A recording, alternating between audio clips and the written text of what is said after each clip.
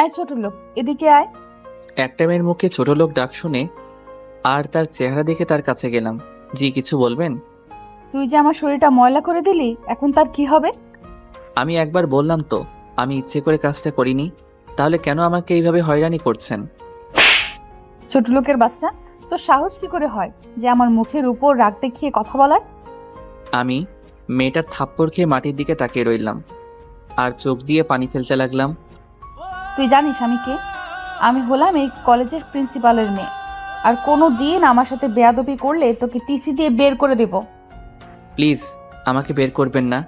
আমার মায়ের খুব শখ ছিল আমি যাতে এই কলেজটাই পড়ি। ছোট লোকের আবার শখ? তুই যে আমার শরীরটা ময়লা করেছিস, তার কি হবে? আমি আন্তরিকভাবে দুঃখিত। আমি দেখে কাজটা করি নাই।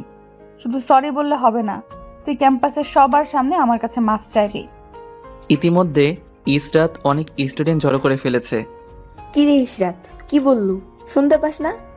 পা ধরে মাপ চাইবি এখন?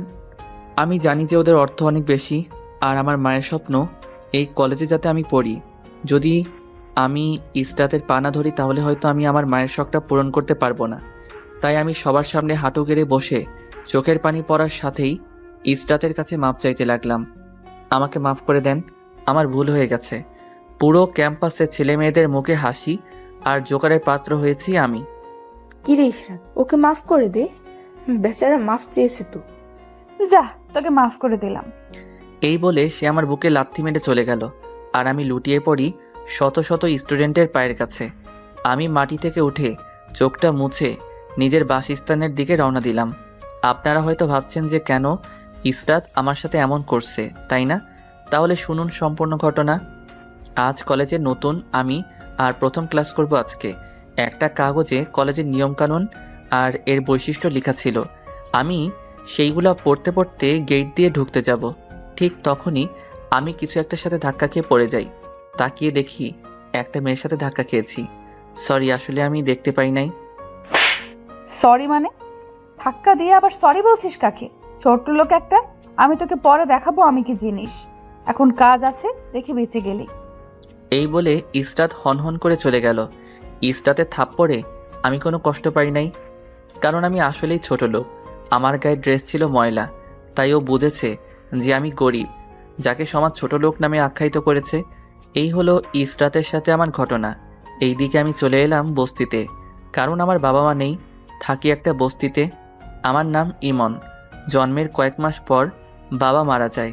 আবার যখন আমি ইন্টারে পড়ি তখন আমার মা মারা যায়। হয়ে যাই আমি এতিম। নানা কষ্টের সাথে যুদ্ধ করে আমাকে বেঁচে থাকতে হয়। বস্তিতে ঢুকতেই রহমত চাচার সাথে দেখা হলো। আসসালামু আলাইকুম চাচা, কেমন আছেন? এই তো ভালো আছি। তা তোমার আজকের ক্লাসটা কেমন লাগেছে? অনেক ভালো চাচা। আচ্ছা ঠিক আছে, তুই তোর ঘরে যা। এতক্ষণ যার সাথে কথা বললাম তিনি আমার সম্পর্কে রক্তের কেউ না, কিন্তু উনি রক্তের চেয়েও আপন। উনি আমাদের বস্তিতে থাকেন, রিক্সা চালান আর কোনোরকম টেনে টুনে সংসার চালায়। আমি আমার ঘরে গিয়ে হাত মুখ ধুয়ে খাবার না খেয়ে বস্তি থেকে একটু দূরে আমার মায়ের কবরের সামনে গেলাম। মায়ের কবরের সামনে হাঁটু গেড়ে বসে অঝরে কাঁদতে লাগলাম আর বলতে লাগলাম, মা, মাগো, কিভাবে স্বার্থপরের মতো আমাকে এতিম করে একা একা শুয়ে আছো? তোমার কি আমার কথা একবারও মনে পড়ে না? আমি কি বেঁচে আছি নাকি মরে গেছি সেটা কি একবারও জানতে ইচ্ছে হয় না? খুব শান্তিতে তুমি শুয়ে আছো, আমি যে কিভাবে বেঁচে আছি সেটা একমাত্র আমিই জানি। মা, তোমার শখ ছিল না আমি একটা নামি দামি কলেজে পড়ব? জানো মা, তোমার সেই শখটা পূরণ করতে পেরেছি। আমি একটা ভালো কলেজে পড়ার সুযোগ পেয়েছি। আমি তোমার শখটা পূরণ করেছি। একবার এসে দেখে যাও মা, প্লিজ। একবার আমাকে দোয়া করো মা, আমি যাতে সকল বাধা উপেক্ষা করার মতো আল্লাহ আমাকে ক্ষমতা দেয়। জানো মা, আজ আমার পাতিলে কোনো খাবার নেই। তুমি চলে যাওয়ার পর কবে পেট পুড়ে খেতে পেরেছি সেটা আমার মনেই নেই। থাক, তবুও দোয়া করো আমাকে যেন আমি খুব বড় হতে পারি। এইগুলো বলছি আর কেঁদে যাচ্ছি। এমন সময় পিছন থেকে কেউ আমার কাঁধে হাত রাখলো। আমি পিছনে তাকিয়ে দেখি রহমত চাচা, আর ওনার চোখে পানি। চাচা, আপনি এইখানে? মায়ের কথা বুঝি খুব মনে পড়তেছে? আমি কোনো কথা না বলে চাচাকে জড়িয়ে ধরলাম আর কাঁদতে লাগলাম। আমি আল্লাহর কাছে কি অন্যায় করেছিলাম যে তিনি আমাকে এত বড় শাস্তি আমাকে দিলেন? থাক বাবা, যা হয় আল্লাহর ইচ্ছাতেই হয়। আমি আছি না, বস্তির সবাই তোর বাবা মা। আমার কপালে বাবা মায়ের আদর জোটেনি, তাই তোমরাই আমার সব। এইগুলো বলছি আর চাচাকে জড়িয়ে ধরে কান্না করতে লাগলাম। চাচাও কান্না করতে লাগলো। এই গাধা, চোখের পানি মুছে ফেল, আজকে মনে হয় কিছুই খাস নাই। না, খেয়েছি তো। তোর চোখ বলে দিচ্ছে তুই এখনো কিছুই খাস নাই। চল আমাদের সাথে, আজকে খাবি। না না চাচা, আজকে না। না, তোকে আজকে যেতেই হবে। চাচা আমাকে জোর করে তার ঘরে নিয়ে গেল, আর সবাই মিলে খাবার খাচ্ছে, আর তা দেখে আমাকে কিছু খেতে দিল। আমিও বেশি না খেয়ে পেট ভরার কথা বলে চলে আসলাম। ঘরে এসে কিছুক্ষণ পড়তে লাগলাম। কিছুক্ষণ পর বসতে। কি হলো, আপনার চোখে পানি কেন? না এমনি। তুমি এত কষ্ট করে পড়াশোনা করো কিভাবে? সবই আমার নিয়তি। তো আজ থেকে আমি তোমার ফ্রেন্ড, তুমি কি আমাকে ফ্রেন্ড বানাবে? আপনি আমার মতো ছোট লোকের সাথে ফ্রেন্ডশিপ করলে আপনাকে অনেক অপমানিত হতে হবে। কেউ আমাকে কিছু বলবে না, তুমি রাজি কিনা ফ্রেন্ড হতে? ওকে, তা তোমার নাম পরিচয় তো কিছুই জানি না। আমার নাম তানভীর, আর আমার বাবা একজন ব্যবসায়ী। ও, আজকে থেকে আমাদের ফ্রেন্ডশিপের মাঝে শুধু তুই থাকবে, তুমি আর আপনি মুছে যাবে। ওকে। চল এখন ক্লাসে চল। চলো। আমি আর তানভীর ক্লাসের দিকে হাঁটা ধরলাম। দূর থেকে গতকালের মতো ইসরাত আবার ডাকছে। দোস্ত, তুই আজকে যাস না, ওরা তোকে অপমানিত করবে। গেলে আমাকে অপমান করবে, আর না গেলে আমার বাবা মাকে করবে। আর আমি চাই না আমার জন্য আমার বাবা মাকে কেউ অপমান করুক। প্লিজ তবুও যাস না। তুই ক্লাসে যা, আমি দেখি ওরা কি বলে। এই বলে আমি ওদের সামনে গেলাম। আমাকে ডাকছেন? তোকেই ডেকেছি। এতক্ষণ লাগলো কেন আসতে? সরি, বুঝতে পারি নাই। হয়েছে, আর বলতে হবে না। তোকে ডেকেছি একটা কাজ করার জন্য। কি কাজ করব? ওই যে আইসক্রিমওয়ালাকে দেখতে পাচ্ছিস, ওখান থেকে আমাদের জন্য কয়েকটা আইসক্রিম নিয়ে আয়। ওকে। এই নে টাকা। আমি টাকাটা হাতে নিয়ে ওদের জন্য কয়েকটা হাতে নিয়ে আসলাম। এই নেন আপনাদের আইসক্রিম। সবাইকে হাতে হাতে দে। আমি কথা না বলে চুপচাপ তাদের দিকে লাগলাম। ইসরাতের এক বান্ধবীকে দেওয়ার সময় ইসরাত তার হাত দিয়ে হালকা ধাক্কা দিয়েছিল, যার কারণে আমার হাত থেকে আইসক্রিমটা পড়ে যায় আর তার বান্ধবীর জামায় লেগে যায়। কানা নাকি তুই? আমি তো ইচ্ছে করে ফেলি নাই। তাহলে কি আমি ফেলেছি এগুলা? এখন আমার জামাটা নষ্ট করে দিলি তুই। সত্যি বলছি, আমি ইচ্ছে করে দেই নাই। আপনার বান্ধবীর হাতের ধাক্কা খেয়ে এগুলো পড়ে যায়। কি? তোর এত বড় সাহস আমার নামে মিথ্যা বলিস? ঠাস ঠাস। এই বলে ইসরাত আমাকে 2টা থাপ্পড় দিল। ওদের থাপ্পড় খেয়ে সাথে সাথে চোখ অন্ধকার হয়ে যাবে মনে হচ্ছে, তবু আমি চুপচাপ গালে হাত দিয়ে দাঁড়িয়ে আছি। কোথায় থেকে যে এই পাগলগুলো আসে পড়ার জন্য বুঝতে পারছি না। এখন আমার কি হবে? এই, তুই তো শার্ট খোল। শার্ট খুলবো কেন? ঠাস ঠাস, এত প্রশ্ন করিস কেন? খুলতে বলছি তাই খুলবি। এত কথা শুনতে পারবো না। ইসরাতের থাপ্পড় খেয়ে মনে হচ্ছে ঠোঁট ফেটে গেছে, কারণ অনেক জ্বলছে আর ব্যথা করছিল ঠোঁট দুটি। আমি আমার শার্ট খুললাম। গতকালের মতো আজকেও সবার হাসির পাত্র আমি হলাম। সবাই আমার দিকে তাকিয়ে তাকিয়ে হাসছে। আমি শার্ট খুলে দাঁড়িয়ে আছি। কি রে, দাঁড়িয়ে আছিস কেন? ওর জামাটা পরিষ্কার করে দে। না না, আমি পরিষ্কার করতে পারবো। ও আমার শরীরে হাত লাগালে আমার শরীরটা ময়লা হয়ে যাবে আবার। সেটাও ঠিক। আজকে যে ভুলগুলা করেছিস সেইগুলা যাতে আর না করিস, সেই দিকে নজর রাখবি। হুম। শার্টটা লাগিয়ে দে, আর ওখান থেকে এখন যা। আমি শার্টটা গায়ে দিয়ে ক্লাসে আসলাম। দেখি তানভীর আমার জন্য জায়গা রেখেছে। কিরে, আমাকে রেখে চলে এলি যে?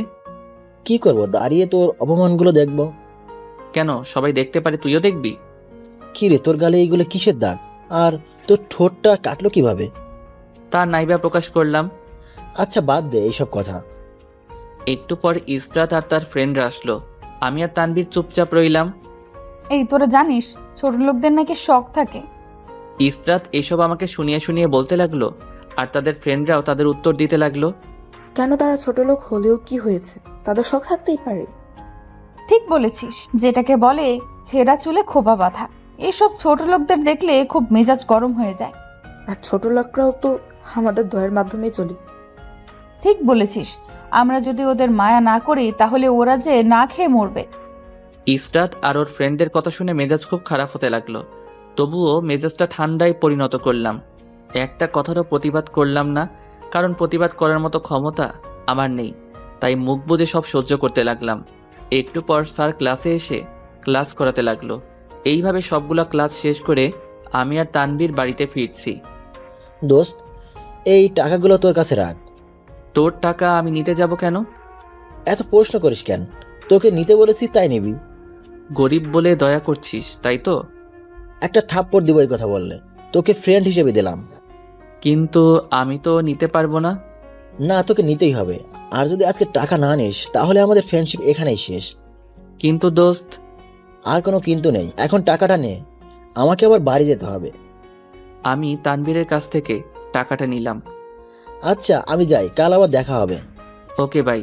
তানভীর চলে গেল আর আমি একটা হোটেল থেকে কিছু ভালো মন্দ খাবার কিনে আনলাম। অনেক দিন যাবৎ ভালো মন্দ খাই না, তাই আজকে শখ করে আনলাম। ঘরে এসে ফ্রেশ হয়ে রহমত চাচাকে ডাক দিলাম। কিরে, ডাক দিলি কেন? চাচা চলো, আজকে তুমি আমার সাথে খাবে। তুই খাবার পেলি কই? একটা ফ্রেন্ড টাকা দিয়েছিল, তাই সেই টাকা দিয়ে খাবার নিয়ে আসলাম। না, তুই খা, আমি পরে খাবো। আরে চলো তো। চাচাকে জোর করে ঘরে নিয়ে বসিয়ে দিলাম। তারপর দুজন মিলে খাবারগুলো খেতে লাগলাম। চাচা একটা কথা বলার ছিল। বল, কি বলবি? তুমি আমার পড়াশোনার দায়িত্ব নিয়েছো, তোমার ইনকাম দিয়ে ঠিকমতো তোমার সংসার চলে না, তার সাথে তুমি আমারটা চালাও। তাই বলি কি, আমাকে একটা রিক্সার ব্যবস্থা করে দিবে? ধুর পাগল, আগে তুই পড়াশোনা শেষ কর। আমি তো এখনো মরে যাই নাই। ধুর, কি বলো এইসব? তুই আগে পড়াশোনা কর, তারপর এসব নিয়ে ভাবা যাবে। কিন্তু চাচা, তোমার তো কষ্ট হচ্ছে। আমি কি তোকে বলেছি যে আমার কষ্ট হচ্ছে? তুই এত চিন্তা করিস কেন? আমি ঠিক আছি। চাচার সাথে একসাথে খাবার খেলাম। খাবার খাওয়ার পর বই নিয়ে পড়তে লাগলাম, আর পড়ার ফাঁকে ফাঁকে মানুষদের কাজ করে দিচ্ছি। এতে তারা খুশি মনে কিছু টাকা দেয়, এতে দিয়ে আমার ভালোই দিনকাল কেটে যায়। এইভাবে আমার দিনটা কেটে গেল। আজকে মায়ের কবরের সামনে যেতে পারলাম না, কাজ আর পড়াশোনার জন্য। এইভাবে সারাদিন কেটে গেল। রাতে শার্ট আর প্যান্টটা ধুয়ে দিলাম, কারণ আমার 2টা শার্ট আর 2টা প্যান্ট আছে। সকালে উঠে ফ্রেশ হয়ে কোনো রকম নাস্তা করে শার্ট পরে কলেজের উদ্দেশ্যে রওনা দিলাম। তানবীরের সাথে দেখা হয়ে গেল। এই নে, এটা তোর জন্য। কি এইখানে? খুলে দেখ। আমি ওর হাত থেকে প্যাকেটটা নিয়ে খুলে দেখি একটা মোবাইল। তুই আমার জন্য মোবাইল এনেছিস কেন? তোর হাতটা খালি খালি লাগে, তাই এইটা তোর জন্য নিয়ে আনলাম। কি দরকার ছিল এইগুলো আনার?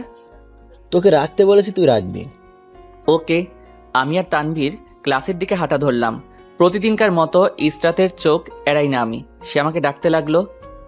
চল, আজকে আমি যাব তোর সাথে। না, তুই গেলে তোকেও অপমান করবে, তুই থাক। আরে ধুর, চল তো। তানভীর আমার হাত ধরে ওদের সামনে নিয়ে গেল। ডাকলাম একজনকে আর আসলো 2জন, যাকে বলে এক ঢিলে 2 পাখি মারা। কেন ডেকেছেন সেটা বলেন। আমি তো তোকে ডাকি নাই, ডেকেছি তো এই ছোট লোকটাকে। কার জোরে আপনি এত ক্ষমতা দেখাচ্ছেন? মুখ সামলিয়ে কথা বল।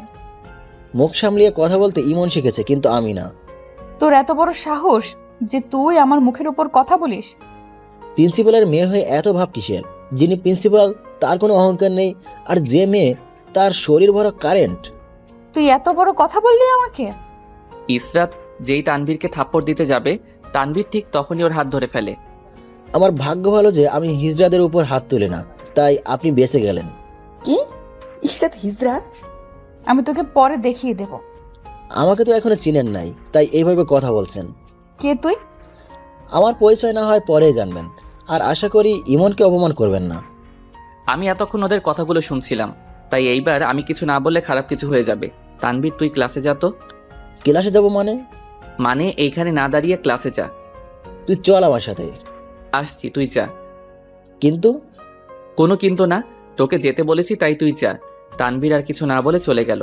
দেখুন, আমি তানভীরের হয়ে আপনার কাছে মাপ চাচ্ছি। ও হয়তো রাগের বশে কিছু বলে ফেলেছে, আপনারা কিছু মনে করবেন না। সব তোর জন্য হয়েছে। তোকে আজকেই আমি বের করে দেব কলেজ থেকে। প্লিজ আমাকে বের করবেন না। আমি আপনার দাস হয়ে থাকবো, তবু আমাকে বের করবেন না। ইসরাতের পা ধরে কথাগুলো বললাম। ইসরাত আমাকে উঠিয়ে, তোর সাহস কি করে হয় আমাকে টাচ করার? আজকে যে আমি করব সেটা আমি নিজেও জানি না। প্লিজ মাফ করে দিন। যা এখান থেকে, ছোট লোক একটা। আমাকে কিছু বলতে না দিয়ে ইসরাত চলে গেল। আমি আর তানভীর ক্লাসে এসে ক্লাস করতে লাগলাম। ক্লাসে সবাই আছে, কিন্তু ইসরাত নেই। এই ব্যাপারটা খেয়াল করেও তানভীরকে কিছু বললাম না। কিছুক্ষণ পর প্রিন্সিপাল স্যারের পিএ ক্লাসে আসলো। তোমাদের এখানে তানভীর কে? পিএর কথা শুনে তানভীর উঠে দাঁড়ালো আর বলল, আপনার মনটাকে শক্ত করে টিসি এর পেপারটা সাইন করে দিবেন। এই বলে তানভীর চলে এলো আর এইদিকে ক্লাসে আমার টেনশনে পাগল হয়ে যাওয়ার মতো অবস্থা। হঠাৎ তানভীর স্যারের কাছ থেকে অনুমতি নিয়ে ক্লাসে ঢুকলো। সবাই বলা বলি করছে যে হয়তো বহিষ্কার করে দিয়েছে। অবাক করে দিয়ে তানভীর আমার পাশে বসে হাসতে লাগলো। কিরে, কি হয়েছে? সব পরে বলছি, আগে ক্লাসটা শেষ করে নেই। ওকে। ক্লাস শেষ করে আমি আর তানভীর বাহিরে গেলাম। এইবার বল কি হয়েছে। শোন তাহলে। তানভীর আমার কাছে সব প্রকাশ করলো। ভাইরে, তোর সাহসকে আমি স্যালুট জানাই। হয়েছে হয়েছে, তুই এখন বাড়িতে যা। ক্লাসগুলো আর করবি না? না, আজকে আর সেগুলো করবো না। তাহলে তুই যা, আমার ক্লাসগুলো করা দরকার আছে। তানভীর আমাকে বিদায় দিয়ে চলে গেল। আমি ক্লাসে ঢুকলাম, তখন দেখি ইসরাত ক্লাসে তার ফ্রেন্ডের সাথে হাসি মুখে কথা বলছে। আমি সেই দিকে না দাঁড়িয়ে চুপচাপ আমার আসনে চলে আসলাম। ইসরাত আগের মতো আমাকে নিয়ে ঠাট্টা করতে লাগলো আর হাসি মজা করতে লাগলো। কোনো রকম ক্লাসগুলো শেষ করে আমি বস্তির দিকে রওনা দিলাম। ক্যাম্পাস থেকে বের হওয়ার সময় দেখলাম ইসরাত আমার দিকে আসছে। আমি দেখেও না দেখার ভান করে আছি। চুপচাপ হাঁটতে লাগলাম। হঠাৎ সে আমার গায়ের সাথে ইচ্ছে করে ধাক্কা খায় আর নিজেই মাটিতে পড়ে যায়। ইসরাত মাটি থেকে উঠেই, তোর সাহস কি করে হলো যে তুই আমাকে আবার ধাক্কা দিয়েছিস? আমি তো ইচ্ছে করে ধাক্কা দেই নাই, আপনি তো দেখলাম ইচ্ছে করে ধাক্কা দিয়ে পড়ে গেলেন। তুই নিজে ধাক্কা দিয়ে এখন আবার আমার নাম দিচ্ছিস? ইসরাতের থাপ্পড় খেয়ে কাটা জায়গা দিয়ে আবার রক্ত পড়তে লাগলো। তবুও আমি চুপচাপ দাঁড়িয়ে আছি। একবার তোকে শিক্ষা দিয়েছিলাম, তোর সেটা মনে নেই? এমন সময় ইসরাতের ফ্রেন্ডরা ওর কাছে আসলো। কি হয়েছে ইসরাত এখানে? এই ছোট লোকটা আমাকে আবার ধাক্কা দিয়ে ফেলে দিয়েছে। ওর সাহস দেখলে আমরা অবাক হয়ে যাই। ও আগেও একবার করেছিল, উচিত শিক্ষা দিয়েছিলাম, এখন আবার করেছে। দেখিস না, এখন আবার শিক্ষা দিয়ে রক্ত বের করে দিয়েছি। এতেও শিক্ষা হবে না। আচ্ছা, এখন না, এটা শাস্তি ওকে কাল দিব। সেটাই ভালো। ইসরাত ও তার ফ্রেন্ডরা চলে গেল আমার সামনে থেকে। আমি বস্তিতে ঢুকতেই রহমত চাচার সাথে দেখা। কিরে, তোর এই অবস্থা কেন? কই, কি হয়েছে আমার? তোর মুখে রক্ত কিসের? ও রক্ত, মানে বল কি হয়েছে। ওই একটা গাড়ির সাথে হালকা ধাক্কা খেয়েছি, তাই এমন হয়েছে। দেখে সাবধানে হাঁটতে পারিস না? অনেকখানি কেটে গেছি। ওকে, আমি ঠিক আছি। তুমি এখন কই যাচ্ছ? আর কই যাব, রিক্সা নিয়ে বের হব। ওকে, তুমি যাও। আমি আমার ঘরে এসে ফ্রেশ হয়ে খাবার খেতে গিয়েও পারলাম না, কারণ কাটা জায়গায় জ্বলছে। তাই না খেয়ে শুয়ে রইলাম আর তানভীরের দেওয়ার মোবাইলটা টিপতে লাগলাম। হঠাৎ তানভীর কল দিল। হ্যালো, কে বলছেন? এই আমি তানভীর বলছি। কি রে, তুই কি মোবাইলের ভিতর সিম কার্ড দিয়েছিলি নাকি? কেন, তুই দেখোস নাই? মাত্র দেখলাম। কি করস এখন? শুয়ে আছি, আর কি করব। খাবার খেয়েছিস? মাত্র খেলাম। ওকে বাই, পরে কথা বলবো। মাত্র কল দিলে আবার কেটে দিবি? তোর খবর নেওয়ার জন্য কল দিয়েছি, কিছু বলবি তুই? না, কি বলবো। Okay bye. বাই। কল কেটে দিয়ে একটু ঘুমানোর চেষ্টা করলাম। পেটের ক্ষুধার জ্বালায় ঘুম আসছে, তাই উঠে ব্যথাকে উপেক্ষা করে কিছু খাবার খেয়ে নিলাম। খেয়ে ঘুমিয়ে গেলাম। বিকেলে ঘুম থেকে উঠে অজু করে মায়ের কবরের সামনে গিয়ে কবরটা জিয়ারত করে আসলাম। কিরে, কবর জিয়ারত করছিলি বুঝি? তোর মায়ের দোয়া আর আমাদের ভালোবাসার তোর সব সময় সাথে ছিল, আর আছে, আর থাকবে। আজকে রিক্সা নিয়ে বের হলে না? গিয়েছিলাম, হঠাৎ করে শরীরটা খারাপ লাগছিল, তাই আজকে আর চালামো না। কেন, কি হয়েছে তোমার? মাথাটা ঘোরাচ্ছিল। এখন ঠিক আছো তো? এখন ঠিক আছে, আগের থেকে একটু ভালো আছি। বেশি খারাপ হলে রিক্সা চালানোর দরকার নেই। একটুবার রাত হয়ে যাইব, তুই এখন ঘরে গিয়ে পড়তে বস। ঘরে এসে পড়ার সময় একজন বলে গেল একজন বাসা পাল্টাচ্ছে, সেইখানে কিছু লেবার লাগবে। আমি পড়া বন্ধ করে সেখানে গেলাম। গিয়ে তাদের মালামালগুলো এক জায়গা থেকে আরেক জায়গায় নিয়ে যেতে লাগলাম। কাজ করতে করতে রাত হয়ে গেছে, তাই তারা আমাদেরকে রাতে খাবার দিয়েছিল আর সাথে কিছু পারিশ্রমিক দিয়েছে। আমি সেইগুলো এনে ঘরে এক জায়গায় রেখে দিয়েছি। বই খুলে আবার পড়তে লাগলাম। পড়া শেষ করতেই গভীর রাত হয়ে গেছে, তাই দেরি না করে ঘুমিয়ে গেলাম। সকালে হালকা কিছু খেয়ে কলেজের উদ্দেশ্যে চলে গেলাম। ক্যাম্পাসে আমি আর তানভীর হাঁটাহাঁটি করছি। এমন সময় ইসরাত ও তার ফ্রেন্ডরা আমাকে ডাকতে লাগলো। দেখছিস কতটা বেয়াদব, আর বেহাইয়া হলে তোকে আবার ডাকে। তুই চুপ থাক। একবার আমাকে বাঁচাতে গিয়ে অপমান হয়েছিস, তাই আমি চাই আমার এই ব্যাপারে তুই নিজেকে আড়াল করে রাখবি। দোস্ত, এরা তোকে এভাবে অপমান করবে আর আমি নিজেকে আড়াল করে রাখবো? এইটা আমার ব্যাপার, তুই এখন ক্লাসে যা, আমি দেখব। না, আমি যাব না। যদি না যাস তাহলে এই নে তোর মোবাইল, থাকবে না আমার সাথে তোর ফ্রেন্ডশিপ। এইভাবে বলতে পারলি? প্লিজ তুই ক্লাসে যা। তানভীর কিছু না বলে ক্লাসে চলে গেল। আমি ইসরাত আর তার ফ্রেন্ডদের সামনে গেলাম। বলুন। তোকে তানভীর কি বলেছিল? সেটা আপনাদের না জানলেও চলবে। দেখেছিস ছোট লোকের কি তেজ কথার। সেটা তো দেখতেই পেলাম। কাল যে আমাকে ধাক্কা দিয়েছিলি তার কি হবে? আমাকে তো মেরেছেন, আর কি লাগবে আপনাদের? আচ্ছা, তোর কি লজ্জা শরম নেই? তোকে এত অপমান করি তবুও তুই এখানে পড়ে আছিস। আরে ও একবার বলেছিল না যে ছোট লোকের মায়ের নাকি শখ হয়েছে এই কলেজে পড়তে। দেখেছিস ও শরীর থেকে কত গন্ধ বের হচ্ছে, বমি আসছে আমার। তুই ঠিকই বলেছিস। দেখছিস না একটা শার্ট পরে বারবার কলেজে আসে। সেটাই, ওকে দেখলে আমার শরীরটা ঘিনঘিন করে। যা, তোকে আজকে কিছু করলাম না, তুই ক্লাসে যা। আমি মাথা নিচু করে ওদের সামনে থেকে চলে আসলাম। আর ভাবছি, পৃথিবীতে বুঝি টাকাই সব। যার টাকা নেই সে বুঝি এতটাই অসহায়। মানুষের মাঝে কি মানবতা জিনিসটা হারিয়ে গেল নাকি? আজ আমি এতিম বলে সবার হাসির পাত্র আমি।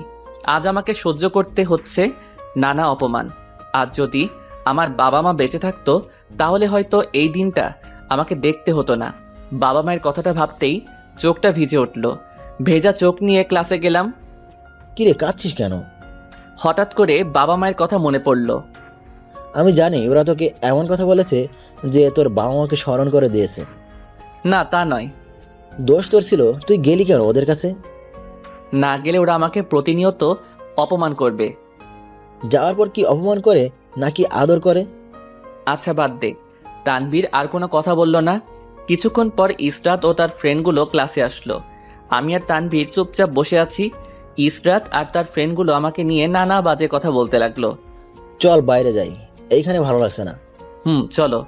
আমি আর তানভীর বাহিরে গিয়ে 2 মিনিট ছিলাম। স্যার ক্লাসে ঢোকার কয়েক সেকেন্ড আগে আমরা ক্লাসে ঢুকলাম। আমি আর তানভীর ক্লাসগুলো করতে লাগলাম। কিছুক্ষণ পর ইসরাত দাঁড়িয়ে বলল, স্যার, আমার একটা কথা বলার ছিল। বলো। স্যার, আমার ব্যাগে টাকা ছিল কিছু, এখন সেগুলো নেই। সবাই এই কথা শুনে অবাক যে ক্লাসের মধ্যে টাকা চুরি করবে কে। সবাই চারদিকে বলাবলি করতে লাগলো। আমরা শুনেও না শোনার ভান করে আছি। ইসরাত, তোমার কি কাউকে সন্দেহ হয়? জি স্যার, আমার কয়েকজনকে সন্দেহ হয় যারা আমাকে প্রায় ফলো করে। ওকে, তুমি নিজে গিয়ে তাদের ব্যাগ সার্চ করো। ওকে। তারপর ইসরাত কয়েকটা ছেলেমেয়ের ব্যাগ চেক করলো। চেক করা শেষে ইসরাত আমাদের কাছে আসলো। তানভীর, তোমার ব্যাগটা দাও। আপনি আমার ব্যাগ চেক করবেন কেন? আমি কি চুরি করেছি নাকি? যদি তুমি চুরি না করো তাহলে ব্যাগ দেখাতে সমস্যা কোথায়? তবুও আপনাকে আমি আমার ব্যাগটা দিব না। স্যার, তানভীর ব্যাগ দেখাতে অস্বীকার করছে। কি হলো তানবীর, ওকে ওর কাজটা করতে দাও। Okay sir. তানভীর ইসরাতকে ব্যাগটা দিয়ে দিল। ইসরাত পুরো ব্যাগটা চেক করলো, কিন্তু টাকা পেল না। তানভীরের ব্যাগ চেক করার পর ইসরাত আমার ব্যাগটা চাইলো। এই, তোর ব্যাগটা দে। আমি কোনো কথা না বলে ব্যাগটা দিয়ে দিলাম। ইসরাত আমার ব্যাগটা ভালো করে চেক করতে লাগলো। কিছুক্ষণ পর সে তার হাতটা আমার ব্যাগ থেকে বের করলো আর সাথে কিছু টাকাও বের করলো। এটা দেখে সবাই আমার দিকে তাকিয়ে আছে। তানভীরও আমার দিকে তাকিয়ে আছে। পুরো ক্লাসটা যেন নীরব হয়ে গেছে। স্যার, আমি আমার টাকা এই চোরটার ব্যাগে পেয়েছি। ইসরাতের কথা আর আমার ব্যাগ থেকে টাকা বের করার দৃশ্য দেখে আমি পুরাই প্যারালাইজড হয়ে যাই। আমার মুখ দিয়ে কথা পর্যন্ত বের হচ্ছে না। স্যার বিশ্বাস করেন, আমি ওর টাকা চুরি করি নাই। ইমন, আমি তোমাকে এত ভালো জানতাম, আর তুমি কিনা আজ আমার সত্যি খারাপ লাগছে যে আমার ছাত্র এই কাজ করতে পারে। প্লিজ স্যার, একবার বিশ্বাস করুন আমাকে, আমি ওর টাকা চুরি করি নাই। ওকে, তুমি বসো। আর স্টুডেন্ট, এটা আমাদের ক্লাসের ঘটনা, তাই এটা যাতে বাহিরে না ছড়ায় সেই দিকে খেয়াল রাখবা। স্যার নিজের ক্লাস করাতে লাগলো আর আমি টিপে টিপে চোখের পানি ফেলছি আর ভাবছি আজ আমি সবার সামনে চোর হয়ে গেলাম, অথচ এই টাকা আমি টাচও করি নাই। আমি জানি কেউ আমার কথা বিশ্বাস করবে না, কারণ আজ আমি সবার সামনে চোর হয়ে গেলাম। এইগুলা ভাবছি আর চোখের পানি ফেলছি। এখনও অনেকে আমাকে নিয়ে নানান কথা বলছে। স্যার ক্লাস নিয়ে চলে গেল আর আমি আমার ব্যাগটা নিয়ে বাহিরে চলে আসলাম। আসার সময় ইসরাত ও তার ফ্রেন্ডরা চোর চোর বলে বেড়াচ্ছিল। আমি ব্যাগ নিয়ে ক্যাম্পাসের এক কোণে বসে কাঁদতে লাগলাম। কিছুক্ষণ পর কেউ একজন আমার কাঁধে হাত রাখলো। আমি পিছনে তাকিয়ে দেখি তানভীর দাঁড়িয়ে আছে। আমি ওকে কিছু না বলে চুপচাপ বসে রইলাম। আমি জানি তুই চুরি করস নাই, ওই বেয়াদবরা তোকে ফাঁসিয়েছে। আমার মরা মায়ের কসম খেয়ে বলছি দোস্ত, আমি চুরি করি নাই। জানি আমি। যখন তুই আর আমি বাইরে গিয়েছিলাম তখন ওরা তোর ব্যাগে টাকা ঢুকিয়ে দিয়েছিল। থাক, আর কিছু বলবো না। আল্লাহ যাতে তোমাকে জান্নাতুল ফেরদৌস দান করে সেই দোয়া করি। এই বলে মায়ের কবরটা ধরে কাঁদতে লাগলাম। এইভাবে কতক্ষণ কেঁদেছিলাম মনে নেই। কবরের কাছ থেকে উঠে মাকে বিদায় দিয়ে বস্তির গলিতে ঢুকতেই চাপা কান্না ভেসে আসতে লাগলো। ভালো করে আওয়াজটা খেয়াল করলাম। আওয়াজটা রহমত চাচার ঘর থেকে আসছে। তাই দেখার জন্য রহমত চাচার ঘরে ঢুকলাম। দেখি চাচা বিছানায় মুমূর্ষু হয়ে শুয়ে আছে, আর চাচি আর তার ছেলেমেয়েরা কাঁদছে। এইটা দেখে আমি দ্রুত চাচার কাছে গেলাম। চাচার অবস্থা দেখে আমারও চোখ দিয়ে পানি পড়তে লাগলো। চাচার কি হয়েছে? তোর চাচা কাল বলেছিল তার নাকি শরীর খারাপ, আর আজকে হঠাৎ করে জ্বর আসলো। আমি চাচার শরীরটা ধরে চমকে উঠলাম। চাচার শরীরটা জ্বরে পড়ে যাচ্ছিল। চাচাকে একটা হাসপাতালে নিতে হবে। আমার কাছে কোনো টাকা নেই, কিভাবে নিব? সেটা নিয়ে আপনাকে ভাবতে হবে না। আগে বলুন, চাচার রিক্সাটা কোথায়? ওই 2 নম্বর গলিতে রাখা আছে। ওকে, আমি রিক্সা নিয়ে আসছি। আপনি চাচাকে একটু টেনে তুলেন। আমি ব্যাগটা রেখে রিক্সা নিয়ে আনলাম, আর চাচাকে রিক্সায় বসিয়ে একটা ছোট হাসপাতালে নিয়ে গেলাম। এখানকার ডাক্তাররা তাদের ট্রিটমেন্ট চালিয়ে যাচ্ছে। চাচাকে একটা ইঞ্জেকশন দিয়ে রেখেছে। আমি চাচিকে চাচার পাশে বসিয়ে দিলাম। দুপুরে তো মনে হয় কিছু খান নাই? খেয়েছি আমরা সবাই, তুই খাস নাই? তোমাদের মুখ দেখে তো বোঝা যাচ্ছে না যে তোমরা খেয়েছো। আপনারা চাচার কাছে থাকেন, আমি আসছি। আমি বাহিরে গিয়ে ওদের জন্য খাবার কিনে আনলাম। চাচি, আপনি আর অপু মিলে খাবারটা খেয়ে নিন। তুই খেয়েছিস তো? আমি পেট পুড়ে বাহির থেকে খেয়ে এসেছি। আর এই নাম্বারটা রাখেন, এটা আমার নাম্বার। কিছু দরকার হলে ফোন করে বলবেন। কেন, তুই কই যাচ্ছিস? সেটা আপনার জানতে হবে না, আপনি শুধু চাচার খেয়ালটা রাখবেন। আচ্ছা। আমি বাহিরে একটা নিরিবিলি জায়গায় আসলাম আর ভাবতে লাগলাম, আজ সারাদিন পেটে কিছু পড়ে নাই। চাচার মেডিসিন আর খাবারের পিছনে সব টাকা খরচ হয়ে গেল। এখন কি করব? মাথায় কিছু ঢুকছে না। কোথায় থেকে টাকা জোগাড় করব কিছুই বুঝতে পারছি না। আচ্ছা, চাচার রিক্সাটা চালালে তো কিছু টাকা জোগাড় হবে। তাই 7-5 কিছু না ভেবে চাচার রিক্সাটা নিয়ে বেরিয়ে পড়লাম। সারাদিন রিক্সা চালালাম। রাতে বাহিরে অল্প কিছু খেয়ে ওদের জন্য কিছু খাবার নিলাম। চাচার কেবিনে গিয়ে দেখি চাচার জ্ঞান এসেছে। চাচা, আপনার এখন কেমন লাগছে? ভালো লাগছে, কিন্তু তুই কোথায় গিয়েছিলি? গিয়েছিলাম একটু বাহিরে। আমার জন্য এত কষ্ট কেন করতে গেলি? কি পাগলের মতো বলছো? আমি আবার কিসের কষ্ট করলাম? তুই আজ সারাদিনে খাবার খেয়েছিস? মাত্র খেলাম, আর আপনাদের জন্য নিয়ে আসলাম। তুই টাকা পেলি কোথায় থেকে? মানে বল, কোথায় পেলি? তোমার রিক্সা চালিয়েছিলাম সারাদিন। তুই রিক্সা চালিয়ে আমার জন্য এসব করেছিস? এই বলে চাচা কেঁদে দেয়, সাথে চাচিও কাঁদতে থাকে। বাচ্চাদের মতো কাঁদছেন কেন? কান্না থামান। দেখেছো এই ছেলে আমার জন্য কি কি করেছে? এখন বেশি কথা না বলে চুপচাপ খেয়ে নিন, আমাকে আবার বস্তিতে ফিরতে হবে। ওকে, তুই গিয়ে পড়তে বস। কোনো সমস্যা হলে আমাকে জানাবেন। আচ্ছা, জানাবো। তারপর আমি চলে এলাম বস্তিতে। হাসপাতাল থেকে বস্তিতে চলে এলাম, আর কিছু টাকা চাচির হাতে দিয়ে আসলাম। বলা তো যায় না কখন দরকার হয়ে পড়ে। বস্তিতে এসে ঘরে ঢুকে পড়তে লাগলাম। আজ সারাদিন কাজ করতে করতে পড়ার দিকে মন দেওয়া হয় নাই। তাই পড়া শেষ করতে করতে রাত প্রায় পেরিয়ে যাবে। পড়া থেকে উঠে আর ঘুমালাম না, হালকা রেস্ট নিলাম। সকালে উঠে না খেয়ে চলে গেলাম কলেজে। কেন জানি না আজ কলেজে যেতে মন টানছে না, কারণ আমি যে সবার কাছে চোর হয়ে গেলাম। লজ্জার কারণে ক্যাম্পাসে আড্ডা দিলাম না। আমি আর তানভীর চলে আসলাম ক্লাসে। কেউই আমার দিকে তেমনভাবে তাকাচ্ছে না, বা কেউ আমাকে নিয়ে কোনো মন্তব্য করলো না। আমি ক্লাসে এসে তানভীরের সাথে কথা বলতে লাগলাম। এমন সময় ইসরাত আর তার বান্ধবীরা ক্লাসে ঢুকলো। আমি আর তানভীর কথা চালিয়ে গেলাম। দেখেছিস, চোর চুরি করে আবার কলেজে আসে। সেটাই তো দেখতে পাচ্ছি। চোরের লজ্জা শরম নেই। ঠিক বলেছিস, আমি হলে কবে কলেজ ছেড়ে চলে যেতাম, আর চোর চুরি করেও কলেজে আসে। ওদের কথা এত কষ্ট লাগলো যে চোখের অবাধ্য পানি আর নিয়ন্ত্রণে থাকলো না, টপ টপ করে বেরিয়ে পড়তে লাগলো। আমার কাছে মনে হচ্ছে ওইগুলা পানি পড়ছে না, বরং আমার বুকের ভিতর লুকিয়ে থাকা কষ্টগুলো পানিতে পরিণত হয়ে বের হচ্ছে। শুনেছি ছোট লোকেরা নাকি পরিশ্রম করে খায়, তাহলে আবার চুরি শিখলো কবে থেকে? যখন তারা কোনো কাজ পায় না তখন কিভাবে চুরি করবে আবার কিভাবে ছিনতাই করবে সেটা নিয়ে ভাবতে থাকে। যা বলেছিস। ওদের কথাগুলো আমার কাছে বিষাক্ত সূচের মতো লাগছে, যে এটা আমার কলিজাটাকে ভেদ করে চলেছে। যদি ওদের মতো ছোট লোকের এতই টাকার প্রয়োজন হয় তাহলে আমাদের কাছে আসতে পারে, আমরা তাদের ভিক্ষা দিয়ে দিব। তাও যেন তারা চুরি না করে। আমি আর সহ্য করতে না পেরে ক্লাস থেকে বেরিয়ে গেলাম। বেরিয়ে ওয়াশরুমে গিয়ে চোখে পানি দিতে লাগলাম। কিরে, চোখের জল লুকানোর চেষ্টা করছিস? তাছাড়া আর উপায় কই বল? দোস্ত, একদিন তুই দেখবি ইসরাত তার সব ভুল বুঝতে পারবে, আর সেই দিন সে মাপ চাইবে তোর কাছে। দরকার নাই আমার কাছে মাপ চাওয়ার, শুধু আমাকে অপমান করা ছেড়ে দিলে হবে, আমার আর কিছু লাগবে না। সেদিন হয়তো আর বেশি দূর নয়, তুই একটু অপেক্ষা কর। এখন ক্লাসে চলো, ক্লাসে যাই। চল। আমি আর তানভীর ক্লাসে গেলাম। আমরা ক্লাসে ঢোকার 1 মিনিট পর স্যার ক্লাসে আসলো। স্যার ক্লাসটা করাতে লাগলো, আমিও মন দিয়ে ক্লাসটা করলাম। ক্লাস শেষ হতেই আমি ব্যাগ নিয়ে বাহিরে আসার সময়, কিরে, কই যাস? আজকে আর ক্লাস করব না, বাড়িতে কাজ আছে অনেক। যাওয়া কি খুব দরকার নাকি? খুব। ওকে, তাহলে যা, দেখা হবে পরে। Okay bye. আমি ক্লাস না করে চলে আসলাম। ঘরে ব্যাগটা রেখে চাচা রিক্সা নিয়ে বের হলাম। সারাদিন রিক্সা চালালাম, সকালেও কিছু খাই নাই, আবার দুপুরেও কিছু না খেয়ে রিক্সা চালালাম। যে টাকাগুলো ইনকাম করেছি আজকে, সেইগুলো দিয়ে কিছু খাবার আমি চাচা চাচিদের জন্য নিয়ে গেলাম, আর আমিও হালকা কিছু খেলাম। তবুও পেটে খিদায় চুচু করছে। আমি হাসপাতালে চাচার কেবিনে যেতেই, কি রে, তুই এসেছিস? এই নেন, খাবারগুলো খেয়ে নেন, আর মেডিসিন ঠিক মতো খাবেন।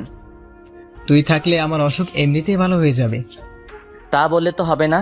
আর চাচি, এই নেন, কাল যদি চাচাকে বাড়ি নিয়ে যেতে পারি তাহলে টাকাগুলো লাগবে। এই বলে আমি চাচির হাতে কিছু টাকা দিলাম। না না, আমার কাছে থাকলে খরচ হয়ে যাবে, তার চেয়ে ভালো আপনিই রাখেন। চাচি আর কথা না বলে টাকাটা রেখে দিল। তোর বুঝি খুব কষ্ট হচ্ছে, তাই না? না, আমার কোনো কষ্ট হচ্ছে না। আপনাদের দোয়া থাকলে আমার কোনো কষ্ট হবে না। আমাদের দোয়া তোর সাথে সারা জীবন আছে বাবা।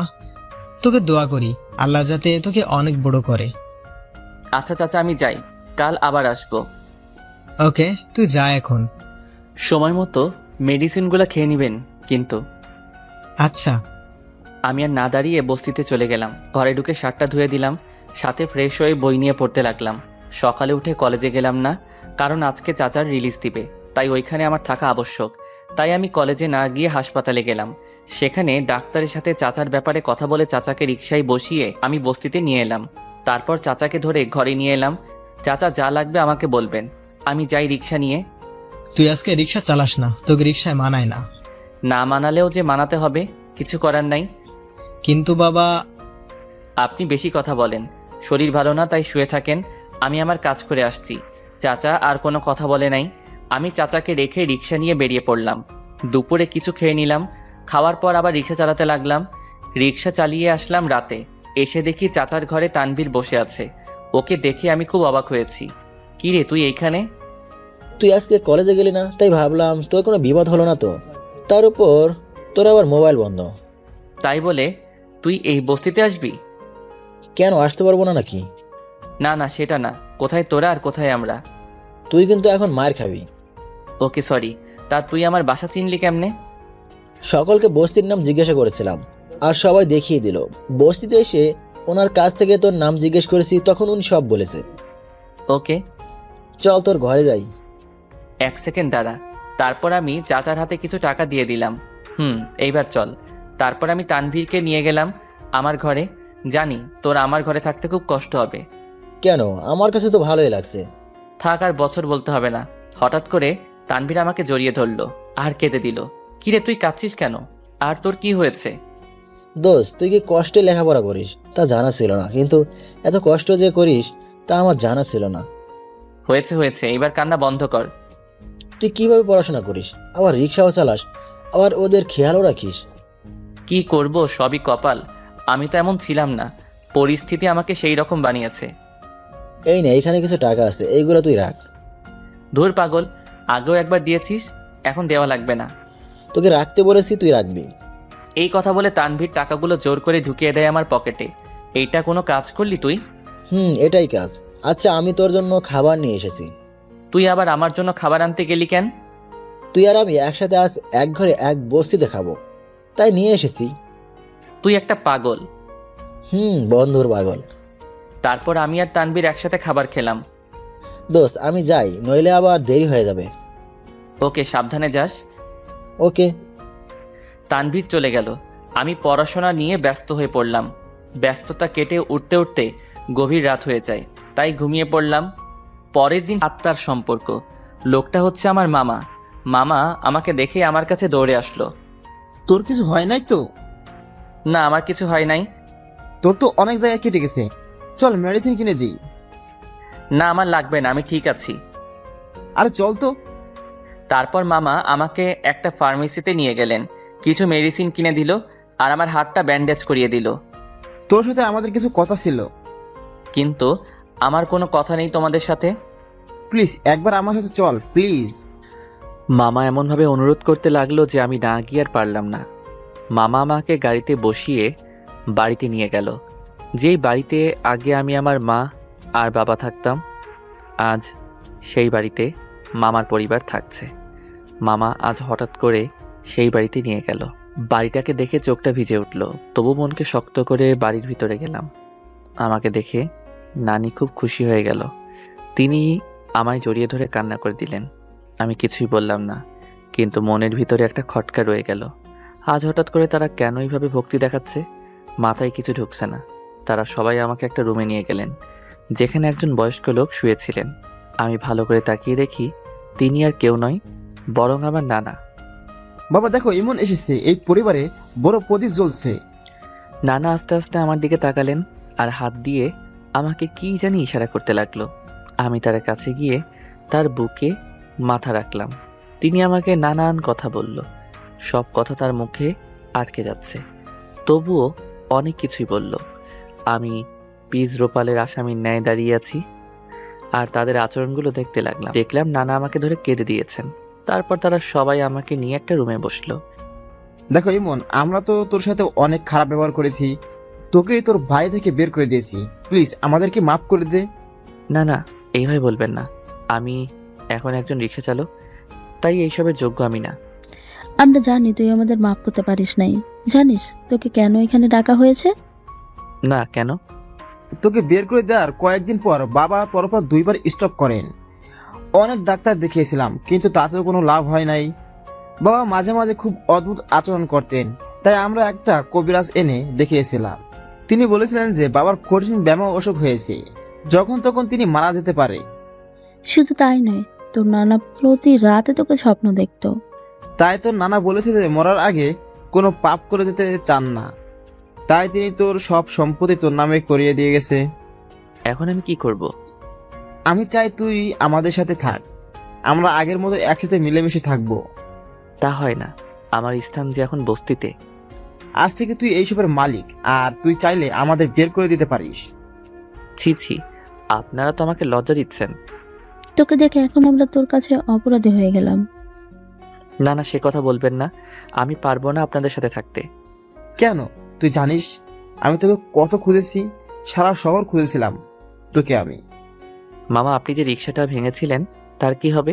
একজন গরিব চাচা রিক্সা ছিল ওইটা। আজকে আমি ওই চাচাকে একটা অটো কিনে দিব। ওকে, তাহলে আমি যাই এখন। সে কি, কোথায় যাবে এখন?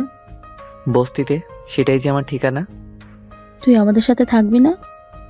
আমি আসবো সেই দিন, যেদিন আমি বিয়ে করে ঘরে বউ তুলব। দাঁড়া, তোকে একটা জিনিস দেব। কি? এই নে ক্রেডিট কার্ড, যখন টাকা লাগে তুই তুলে নিবি। না না, টাকা আমার দরকার নেই। এইগুলো সব তোর টাকা, আমার না, তাই তোকে নিতে বলছি। কিন্তু মামা। আর কোনো কিন্তু না, তুই এখন চুপচাপ কার্ডটা নে। আমি আর কথা না বলে কার্ডটা নিলাম। আজ আমার অনেক খুশি লাগলো যে আমি আবার আমার পরিবারকে ফিরে পেয়েছি। যেখানে আমার রিক্সা ছিল, আমি সেইখান থেকে কোনো মতে রিক্সাটা ঠেলতে ঠেলতে মেরামত করতে দিলাম। রিক্সা ঠেলার সময় ইসরাত আমাকে দেখে ফেলেছে আর আমাকে ফলো করতে লাগলো। ইসরাত আমাকে যে ফলো করছে সেটা আমি টের পেলাম না। দেখি ছোট লোকটা কি করে আজকে, ওর পরিবার কি, কই থাকে, সব জানবো আর কলেজে অপমান করতে পারবো। ইসরাত আমাকে ফলো করতে লাগলো। আমি বস্তির দিকে হাঁটা ধরলাম। বস্তির পাশে ছিল মায়ের কবর। একটা পুকুর থেকে অজু করে এসে মায়ের কবরটা জিয়ারত করলাম। ছোট লোকটা কার কবর জিয়ারত করছে? কে মারা গেল তার? জিয়ারত শেষে মায়ের কবরের সামনে বসলাম। কি হলো, ও আবার এইখানে বসলো কেন? আমি মায়ের কবরের সামনে হাঁটু গেড়ে বসে পড়লাম আর মায়ের কথা মনে পড়তেই অঝরে কাঁদতে লাগলাম। এই কি, ছোট লোকটা আবার কাঁদছে কেন? এইখানে কাঁদার কি আছে? দেখি পরে কি করে। আমি মায়ের কবরের সামনে বলতে লাগলাম, আমি খুব ভালো আছি, আমাকে নিয়ে তুমি চিন্তা করো না। জানো মা, আজ আমার জীবনে সবচেয়ে খুশির দিন, কারণ আজ আমি আমার পরিবারকে আবার ফিরে পেয়েছি। থাক, সেই কথা না হয় আজকে বলবো না। মা গো, তুমি আমাকে দোয়া করো, আমি যাতে অনেক বড় হতে পারি। মা, তুমি আমাকে দোয়া করো, আমি যাতে কলেজের সকলের কাছে প্রমাণ করতে পারি যে আমি চোর নই। মা গো, আজ একটু আমাকে কাছে আসবে? তোমাকে আজ অনেক দিন হলো দেখি না, তোমার আদর পাই না, আজকে অনেক দিন। প্লিজ মা, আজকে একটু আমাকে আদর করবে? আমার বুকটা যে ফেটে যাচ্ছে, আমি যে আর মানুষের অপমান অবহেলা সহ্য করতে পারছি না। অনেকে আমার জন্য তোমাদের গালাগালি করে। মা, এর জন্য আমাকে মাফ করে দাও, মাফ করে দাও, মাফ করে দাও। এইগুলো বলছি আর চিৎকার করে কান্না করতে লাগলাম। এইদিকে ইসরাতের চোখ আর শুকনো রইল না, স্রোতের মতো বের হতে লাগলো তার চোখের পানি। আজ ইসরাত নিজেকে বড্ড অপরাধী মনে করছে। এইদিকে আমি কবরের সামনে থেকে উঠে বস্তির দিকে ঢুকতেই চাচার সাথে দেখা। কিরে, তোর কি হয়েছে? কই কিছু না তো। তাহলে তোর হাতে পায়ে ব্যান্ডেজ করা কেন? কিরে, বলবি তো কিছু? আসলে চাচা, হয়েছে কি, আজকে রিক্সাটা একটা গাড়ির সাথে ধাক্কা খেয়ে পড়ে যায়, তাই আমার এই অবস্থা। তোর কিছু হয় নাই তো বাবা? না না, আমার আর কিছুই হয় নাই। রিক্সা এখন কোথায়? গ্যারেজে দিয়ে আসছি। ওকে, তুই ঘরে গিয়ে খাবার খা, আমি একটু গ্যারেজে গিয়ে দেখি। এই বলে আমি ঘরে ঢুকলাম আর আমার অজান্তেই ইসরাত সব দূর থেকে দেখে নিয়েছে। চাচা, ছেলেটি কে ছিল আপনি যার সাথে এতক্ষণ কথা বলেছিলেন? আর বইল না মা, ওর নাম ইমন। ও হচ্ছে এই পৃথিবীর সবচেয়ে অভাগা সন্তান। চলেন আমরা এক জায়গায় বসে কথা বলি। চলো। তারপর চাচা আর ইসরাত একটা গাছের নিচে বসলো। কিন্তু মা, তুমি কে? তোমাকে তো চিনলাম না। আপনি আমাকে চিনবেন না, আমি ইমনের সাথে পড়ি। ও, তা আমার কাছে কি জানতে চাও? ইমনের পরিবার, সে কে, কি করে, এসব বলেন। ইমনের পরিবার বলতে এই বস্তি তার পরিবার। মানে জন্মের কয়েক মাস পর ছেলেটার বাবা মারা যায়, তার কয়েকদিন পর ওর মা মারা যায় একটা দুর্ঘটনায়। তাহলে ও কিভাবে নিজের পড়াশোনার খরচ দেয়? ওকে দেখে আমার খুব মায়া হয়েছিল, তাই আমি ওর দায়িত্ব নিয়েছি। এই বস্তির মানুষ ওকে কিছু খেতে দিলে ও খায়, নইলে না খেয়ে সারাদিন কেটে যায়। এইসব কথা শুনে ইসরাতের চোখ দিয়ে পানি পড়ে যায়। কি হলো মা, তুমি কাঁদছো কেন? কই না তো। আচ্ছা চাচা, কোনো কাজ করতে পারে না? করে তো, মাঝে মাঝে টুকিটাকি কাজ করে। এই তো কয়েকদিন আগে আমার খুব জ্বর হয়েছিল, সে আমার রিক্সাটা চালিয়ে যে টাকা পেয়েছিল সেই টাকা দিয়েই আমার চিকিৎসা করিয়েছিল। ও, ছেলেটা অনেক ভালো।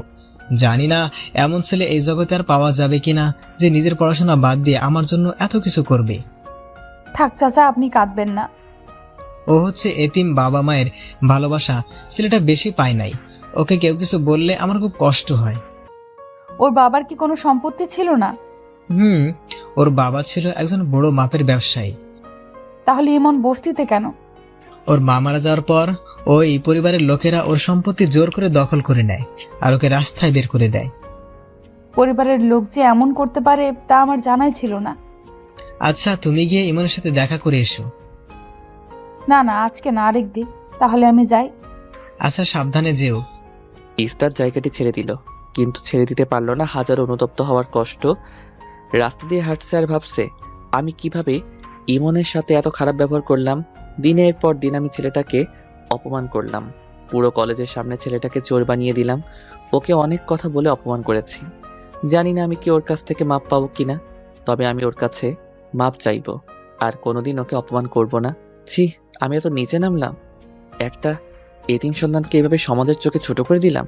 আজ আমি ইমনের কাছেও অপরাধী, নিজের কাছেও অপরাধী। ইমন আমাকে ক্ষমা করলেও আমি যে নিজেকে ক্ষমা করতে পারবো না। এইদিকে আমি চাচার রিক্সা ভাঙার কারণে টেনশন করতে লাগলাম। টেনশনের কারণে ঠিক মতো খাওয়াটাই হলো না। এইভাবে কেটে গেল সারাটা দিন। রাতে দরজা আটকিয়ে পড়তে বসলাম। এমন সময় দরজায় কে জানি টোকা দিল। দরজা খুলে দেখি মামা। আরে মামা, তুমি এখানে? না না, ভিতরে আসো। মামা ভিতরে এসে পরিবেশটা দেখতে লাগলো। তুই এখানে থাকিস কিভাবে? কি করব, নিয়তি যে আমাকে এইখানে পাঠিয়েছে। তুই কিন্তু আমাকে ছোট করছিস। মা না না, আমি তোমাকে ছোট করলাম কই? শোন, তুই যার রিক্সা ভেঙেছিলি, আমি তার জন্য একটা অটো নিয়ে আসছি। কই অটোটা? বাইরে আছি, দেখবি চল। এখন না, পরে দেখবো। আয় না আমাদের সাথে, একা সাথে থাকবি? আমি তো একবার বললাম যে যেই দিন বিয়ে করব সেই দিন যাব ওই বাড়িতে। ওকে, তাহলে আমি এখন যাই, আমার কাজ আছে। ওকে, সাবধানে যেও। মামা চলে গেলে আমি বাইরে বের হলাম অটো দেখার জন্য। দেখলাম গলির সামনে একটা অটো ফুল দিয়ে সাজানো, অনেক থেকে দেখি মেয়েটা ভীষণ লাগছে। ওকে, আমি দেখবো ব্যাপারটা। এইদিকে আমি পড়া শেষ করে চাচার সাথে 2 মুঠো ডাল ভাত খেয়ে নিজের ঘরে চলে আসলাম।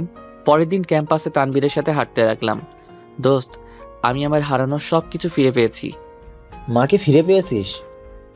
সেটা পেলে তো এই দুনিয়াতে সবচেয়ে সুখী ব্যক্তি আমি হতাম। এখন বল, তুই কি কি ফিরে পেয়েছিস? তাহলে শোন কালকের কাহিনী। তানবীরকে আমি কাল কি কি হয়েছিল সব বলে দিলাম। বাহ, এইটা তো খুব খুশির খবর। হুম। ভাই, আপনাকে ইশরাত আর তার বান্ধবীরা ডাকছে। হঠাৎ একটা মেয়ে এসে কথাটা বলে গেল। চল, আজকে আমি আবার যাব। বলেছিলাম না তুই এই ব্যাপারে কিছুই বলবি না? দেখ, তোর এখন সব হয়েছে, তাই ওরা তোকে অপমান করার যোগ্য না। আচ্ছা, আমি গিয়ে দেখি কি বলে। তুই আজ প্রতিবাদ করবি। দেখি তানভীরের কাছ থেকে ইসরাতের দিকে হাঁটা ধরলাম। কাছে গিয়ে কিছুটা অন্যরকম খেয়াল করলাম। দেখলাম ইসরাতের মন হয়তো খারাপ। কিরে, কিছু বলছিস না কেন? ছোট লোকটা তো এসেছে তোর কাছে। ঠাস ঠাস। ভেবেছিলাম থাপ্পড়টা আমার গালে পড়েছে, পরে দেখি না, আমার গালে মারেনি, ইসরাত তার বান্ধবীদের গালে মেরেছে। যেটা দেখে সবাই অবাক। সবচেয়ে বেশি অবাক হয়েছে তার বান্ধবী। কিরে, তুই আমাকে মারতে পারলি? পারলাম। তুই কোন সাহসে ওকে ছোট লোক বলেছিস? আমরা তো ওকে এই নামে ডেকে এসেছি। আর এই নামে কেউ ডাকবি না। ইসরাতের বান্ধবী আর আমি রীতিমতো অবাক হয়ে দাঁড়িয়ে রইলাম। আজকে ইসরাতের হলো কি, নাকি এটাও তাদের নতুন কোনো চাল? ইসরাত হঠাৎ করে আমার দিকে মায়াবী দৃষ্টিতে তাকালো। আমি চোখটা নামিয়ে ফেলি। এই, তোর ইমনের কাছে মাফ চা এখন। আগে যা করেছিস তার জন্য মাফ চাইবি। কি বলছিস তুই এসব? তোর কথা তো কিছুই বুঝতে পারছি না। থাপ্পড় কি খাবি, নাকি কলেজ থেকে বেরিয়ে যাবি, নাকি মাফ চাইবি? ইসরাতের বান্ধবীরা আমার কাছে মাপ চাইতে লাগলো। আমি ইসরাতের কাণ্ড দেখে হা হয়ে দাঁড়িয়ে রইলাম। ইমন, তুমি ওদের মাফ করে দাও। দিয়েছি। হঠাৎ ইসরাত আমার হাতটা ধরে আরেক জায়গায় নিয়ে গেল। ওর প্রতিটা কাজ আমাকে আজ অবাক করেছে। ও আমাকে একটা নিরিবিলি জায়গায় আনলো।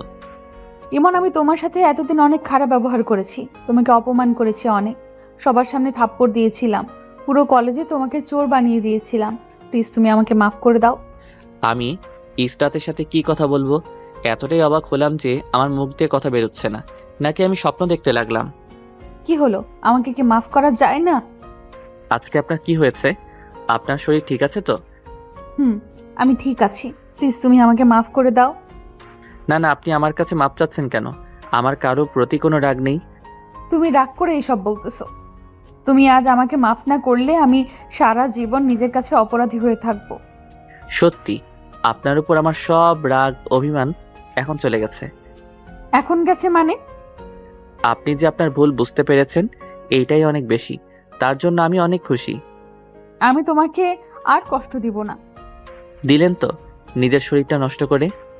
কিভাবে? একজন চোর, ছোট লোক আর রিক্সাওয়ালার হাত ধরে নিজের পবিত্রটাকে কেন অপবিত্র করলেন?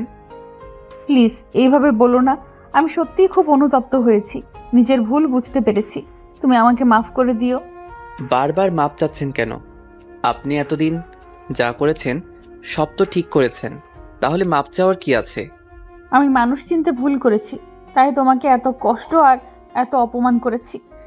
এইবার তো বুঝতে পেরেছেন, তাহলে আমাকে আর বিরক্ত করবেন না। এই বলে আমি সেখান থেকে চলে আসলাম। পিছন থেকে ইসরাত অনেক ডেকেছে, আমি শুনেও না শোনার ভান করে চলে এসেছি। ক্লাসে এসে তানবীরের সাথে বসলাম। কিরে, আজকে অপমান করলো নাকি? কিরে, কি হয়েছে বলবি তো? একটা জিনিস খুব ভাবাচ্ছে আমাকে। কি, বল আমাকে। ইসরাতের এত পরিবর্তন কিভাবে আসলো? মানে, সবকিছু খুলে বল। তানভীর তো আমার কথা শুনে অবাক হয়ে আছে। কি বলছিস কি এইসব? ইসরাত এইগুলো বলেছে? এইগুলা বলেছে। এইখানে কি ওদের কোনো চাল আছে নাকি? মনে হয় না। কিভাবে বুঝলি? ইসরাতের চোখের দিকে তাকিয়ে বুঝলাম ওর চোখ এইবার হয়তো কোনো মিথ্যার ছাপ নেই। ওকে, এইসব নিয়ে পরে কথা বলবো, এখন ক্লাস করি। সেটাই। একটু পর ইসরাত ও তার ফ্রেন্ডরা ক্লাসে ঢুকলো। আমাকে নিয়ে আর কোনো রসিকতা করলো না। আমি আমার মতো ক্লাসগুলা করতে লাগলাম। আমি আর তানভীর সবগুলা ক্লাস করলাম। ক্লাস করে আমি আর তানভীর ক্যাম্পাস দিয়ে হাঁটছি। প্লিজ ইমন, আমাকে মাফ করে দাও। হঠাৎ ইসরাত কোথা থেকে আসলো? আপনি আবার কেন আসলেন আমার কাছে? একবার কি আমায় মাফ করা যায় না? যেই ব্যবহার আপনি তানবীরের সাথে করেছেন সেটার জন্য কি আপনি মাপ পাওয়া যোগ্য? ইসরাত কিছু বলতে যাবে ঠিক তখনই তানভীর আমার হাত ধরে টানতে টানতে বাহিরে নিয়ে আসলো। কিরে, এখানে আনলি কেন? যেই ব্যবহার আপনি তানবীরের সাথে করেছেন সেটার জন্য কি আপনি মাপ পাওয়া যোগ্য? ইসরাত কিছু বলতে যাবে ঠিক তখনই তানভীর আমার হাত ধরে টানতে টানতে বাহিরে নিয়ে আসলো। কিরে, এখানে আনলি কেন? এই মেয়ে যাতে তোর কাছ থেকে দূরে থাকে তাই নিয়ে আসলাম। আচ্ছা, আমি যাই তাহলে। ওকে, সাবধানে যা। আমি বস্তিতে রওনা দিলাম। রাস্তা দিয়ে হাঁটছি আর ইসরাতের কথা ভাবছি। আচ্ছা, ইসরাত হঠাৎ করে এতটা পরিবর্তন কি করে হলো? ও তো আমাকে অনেক ঘৃণা করত, তাহলে ওর মধ্যে এত পরিবর্তন কি করে হলো? ইসরাতের চোখ তো বলে দিচ্ছে যে সে খুব অনুতপ্ত। ইসরাতের কথা ভাবতে ভাবতে বস্তিতে এসে গেছি। নিজের ঘরে এসে ফ্রেশ হয়ে ঘরে থাকা কিছু শুকনো খাবার খেয়ে নিলাম। কিছুক্ষণ পর চাচা ঘরে ঢুকলো। আরে চাচা, আপনি আমার ঘরে? কেন, আসতে পারবি না নাকি? আরে ধুর, কি বলছেন? আপনি আসবেন না তো কে আসবে? বাবা, তোর সাথে একজন দেখা করতে আসছে। কে আসছে? সেটা তুই দেখে নে। কই মা, তুমি ভিতরে আসো। হঠাৎ একটা মেয়ে আমার সামনে আসলো। মেয়েটার দিকে তাকিয়ে আমি হা করে তাকিয়ে রইলাম, কারণ আমার সামনে ইসরাত দাঁড়িয়ে আছে। চাচা, এই মেয়ে এইখানে কিভাবে আসলো? এই মেয়ে তো আগেও একবার এসেছিল। ও আচ্ছা, তোরা কথা বল, আমি বাইরে যাচ্ছি। খুব অবাক হচ্ছ আমাকে এখানে দেখে, তাই না? আপনি আমার বস্তিটা চিনলেন কিভাবে? আর আপনি আমার বস্তিতে আগেও এসেছিলেন? আগে একবার তোমাকে রিক্সা নিয়ে বস্তিতে আসার সময় তোমাকে দেখেছিলাম, তাই আমি তোমার পিছন পিছন এসেছিলাম।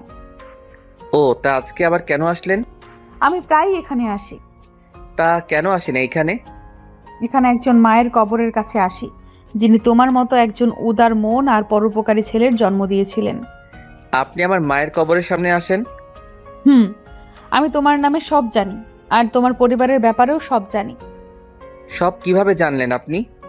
আমাকে রহমত চাচা বলেছিল। ও, তোমার এইখানে আমার একটা অনুরোধের জন্য ছুটে এলাম। কিসের? তুমি আমাকে মাফ করে দাও প্লিজ। বললাম তো, আপনার উপর কোনো রাগ নেই আমার। তোমার চোখ বলে দিচ্ছে যে তুমি কতটা ঘৃণা করো আমাকে। তা যদি বুঝতেই পারেন তাহলে আপনি আর আমার সামনে আসবেন না। ইসরাত এর মধ্যে নিজের চোখের পানি ছেড়ে দিয়ে কাঁদতে থাকে। তুমি যদি আমাকে মাফ না করো তাহলে আজ এই ছুরি দিয়ে নিজেকে রক্তাক্ত করে ফেলবো। আমি তাকিয়ে দেখি ইসরাত একটা ছুরি হাতে নিয়ে দাঁড়িয়ে আছে। কি পাগলামি করছেন আপনি? হাত থেকে ছুরিটা ফেলে দিন। তোমার কাছে হয়তো পাগলামি মনে হচ্ছে, কিন্তু আমার কাছে নয়, আমি সত্যি বলছি। ইসরাতের কিছু বুঝে ওঠার আগে আমি ইসরাতকে ঝাপটে ধরে তার হাত থেকে ছুরিটা নিয়ে নেই। ঠাস! পাগল হয়ে গেছেন নাকি? এইগুলো নিয়ে মজা করে? ইসরাত কিছু না বলে চুপচাপ গালে হাত দিয়ে দাঁড়িয়ে আছে। আমি তোমার মাফ পাওয়ার জন্য এত কিছু করছি, আমাকে কি একবারও মাফ করা যায় না? আমি কিছু না বলে চুপচাপ ইসরাতের হাত ধরলাম। ইসরাত খুব অবাক হয়ে তাকিয়ে আছে। হাত ধরার জন্য মাফ করবেন, তবে সত্যি বলছি আপনার উপর আর আমার কোনো রাগ নেই। আমি আপনাকে মাফ করে দিয়েছি। সত্যি বলছো? সত্যি। ইসরাত হঠাৎ একটা কাজ করে বসলো, যেটার জন্য আমি প্রস্তুত ছিলাম না। ইসরাত আমাকে জড়িয়ে ধরেছে। আমি ওর কাজে খুব অবাক হয়ে গেলাম। এই কি করছেন আপনি? ছাড়ুন আমাকে। এই বলে আমি ইসরাতকে ধাক্কা দিয়ে সরিয়ে দেই। সরি, আসলে বুঝতে পারি নাই। ওকে, ঠিক আছে। তাহলে আজ থেকে আমরা ফ্রেন্ড, কেমন? এতিমের সাথে বন্ধুত্ব করলে তো আপনার সম্মান কমে যাবে, তাই কি দরকার এইসবের? তুমি বেশি বেশি বলতেছো। আমি যা বলতেছি তাই হবে। আজ থেকে আমরা ফ্রেন্ড। পারবেন তো আমাকে বন্ধুর চোখে দেখতে? পারবো। আর আমাকে তুমি করে বলতে হবে। না না, তুমি করে বললে কেমন জানি দেখায়। আপনি ঠিক আছে। না, আমাকে তুমি করে বলতে হবেই। ওকে ওকে বলবো। গুড। এবার তোমার নাম্বারটা দাও। আমার নাম্বার দিয়ে আপনি কি করবেন? আবার আপনি? ও সরি, তা কি করবে আমার নাম্বার দিয়ে? কেন, ফ্রেন্ড কি কল করতে পারে না? পারে, কিন্তু আর কোনো কিন্তু নেই। এখন নাম্বার দিবা কিনা? আমি ভয়ে ওকে নাম্বারটা দিলাম, নইলে আবার কি করে বসে আল্লাহ ভালো জানে। ওকে, আমি তাহলে আজকে যাই। Okay bye. ইসরাত চলে গেল। আমি আর কিছু না ভেবে বিছানায় শরীরটা এলিয়ে দিলাম। এর মাঝে এত মিল কবে থেকে হলো? ও তোকে তো কিছুই বলি নাই। তাহলে শোন ঘটনাটা। তানবীরকে সব বলে দিলাম, কাল যা যা হয়েছে। যাক, তোদের মাঝে এমন সম্পর্ক থাকলে আমার আর কিছু বলা লাগবে না, আমি এতেই খুশি। হুম। কি হলো ইমন, আমার আবদারটা রাখবে না? বলুন মহারানী, আপনার কি আবদার? আজকে আমি আর তুমি ক্লাস করব না। কেন? আজকে আমি আর তুমি অন্য জায়গায় গিয়ে ঘুরবো। না না, ক্লাস মিস করা যাবে না। প্লিজ প্লিজ চলো না, আজকে ঘুরতে যাই। আরে এত রিকোয়েস্ট করতে হবে না, ইমন যাবে তোমার সাথে। কিন্তু বন্ধু। আর কোনো কিন্তু নেই, তুই যাবি, এটাই শেষ কথা আর এটাই ফাইনাল। ওকে যাব। ওকে, তাহলে তুমি অপেক্ষা করো, আমি একটু আসছি। এই বলে ইসরাত চলে গেল। আরেকদিকে কিরে, ইসরাতের এত পরিবর্তন কিভাবে হলো? সেটা আমিও বুঝতে পারছি না। তবে ইসরাতের কথায় বোঝা যায় যে ও তোকে সত্যি ফ্রেন্ডশিপ হিসেবে মেনে নিয়েছে। হয়তো। আমি আর তানবীর এইভাবে কথা বলতে লাগলাম। কিছুক্ষণ পর ইসরাত আসলো। চলো আমরা যাই। এখন যাবা? এখন। আর একটু পর গেলে হয় না? কেন, তোমার কি কোনো কাজ আছে? না, আমার আর কি কাজ থাকবে। তাহলে চলো, এখনই যাব। ওকে তানবীর, তাহলে তুই ক্লাসে যা। আমি ইসরাতের সাথে গেলাম। ওকে। আমি আর ইসরাত কলেজ থেকে বেরিয়ে গেলাম। ইসরাত একটা রিক্সা ডাকলো। কি হলো, উঠছো না কেন? তুমি আর আমি এক রিক্সায় যাব? এখানে অবাক হওয়ার কি আছে? তাহলে তাড়াতাড়ি ওঠো। আমি রিক্সায় উঠে ইসরাতের পাশাপাশি বসলাম, কিন্তু একটু দূরত্ব বজায় রেখেছি, যাতে ওর শরীরের সাথে আমার শরীরটা না লাগে। কি হলো, এত দূরে দূরে বসে আছো কেন? পড়ে যাবা তো। না না, পড়বো না, আমি ঠিক আছি। কাছে আসো আরো। ঠিক আছি তো আমি। এই বলে ইসরাত আমার জামা টান দিয়ে তার আরও কাছে বসিয়ে দেয়। ইসরাতের শরীরের সাথে আমার শরীরটা লাগছে, কিন্তু ইসরাতের কোনো রিয়াকশন নেই। এইভাবে কতক্ষণ চলার পর রিক্সা একটা পার্কের সামনে এসে থামলো। আমি আর ইসরাত ভিতরে গেলাম। দুজনে খুব পাশাপাশি বসে আছি। ঘুরতে এসে তোমার ভালো লাগছে না? লাগছে মোটামুটি। আগে কখনো কোনো মেয়ের সাথে এইভাবে ঘুরতে এসেছো? না, তুমিই প্রথম। তাই বুঝি। কথা বলতে বলতে ইসরাত আমার কাঁধে তার মাথা দিয়ে শুয়ে পড়ে। কি হয়েছে, তোমার শরীর খারাপ নাকি? না, কেন? তাহলে কাঁধে শুয়ে পড়লে যে? ধুর, তুমি মুডটাই নষ্ট করে দিলা। এর জন্যই তোমাকে শাস্তি পেতে হবে। মুড নষ্ট করার আবার শাস্তি হয় বুঝি? তোমার জন্য হবে। তা কি সেই শাস্তি?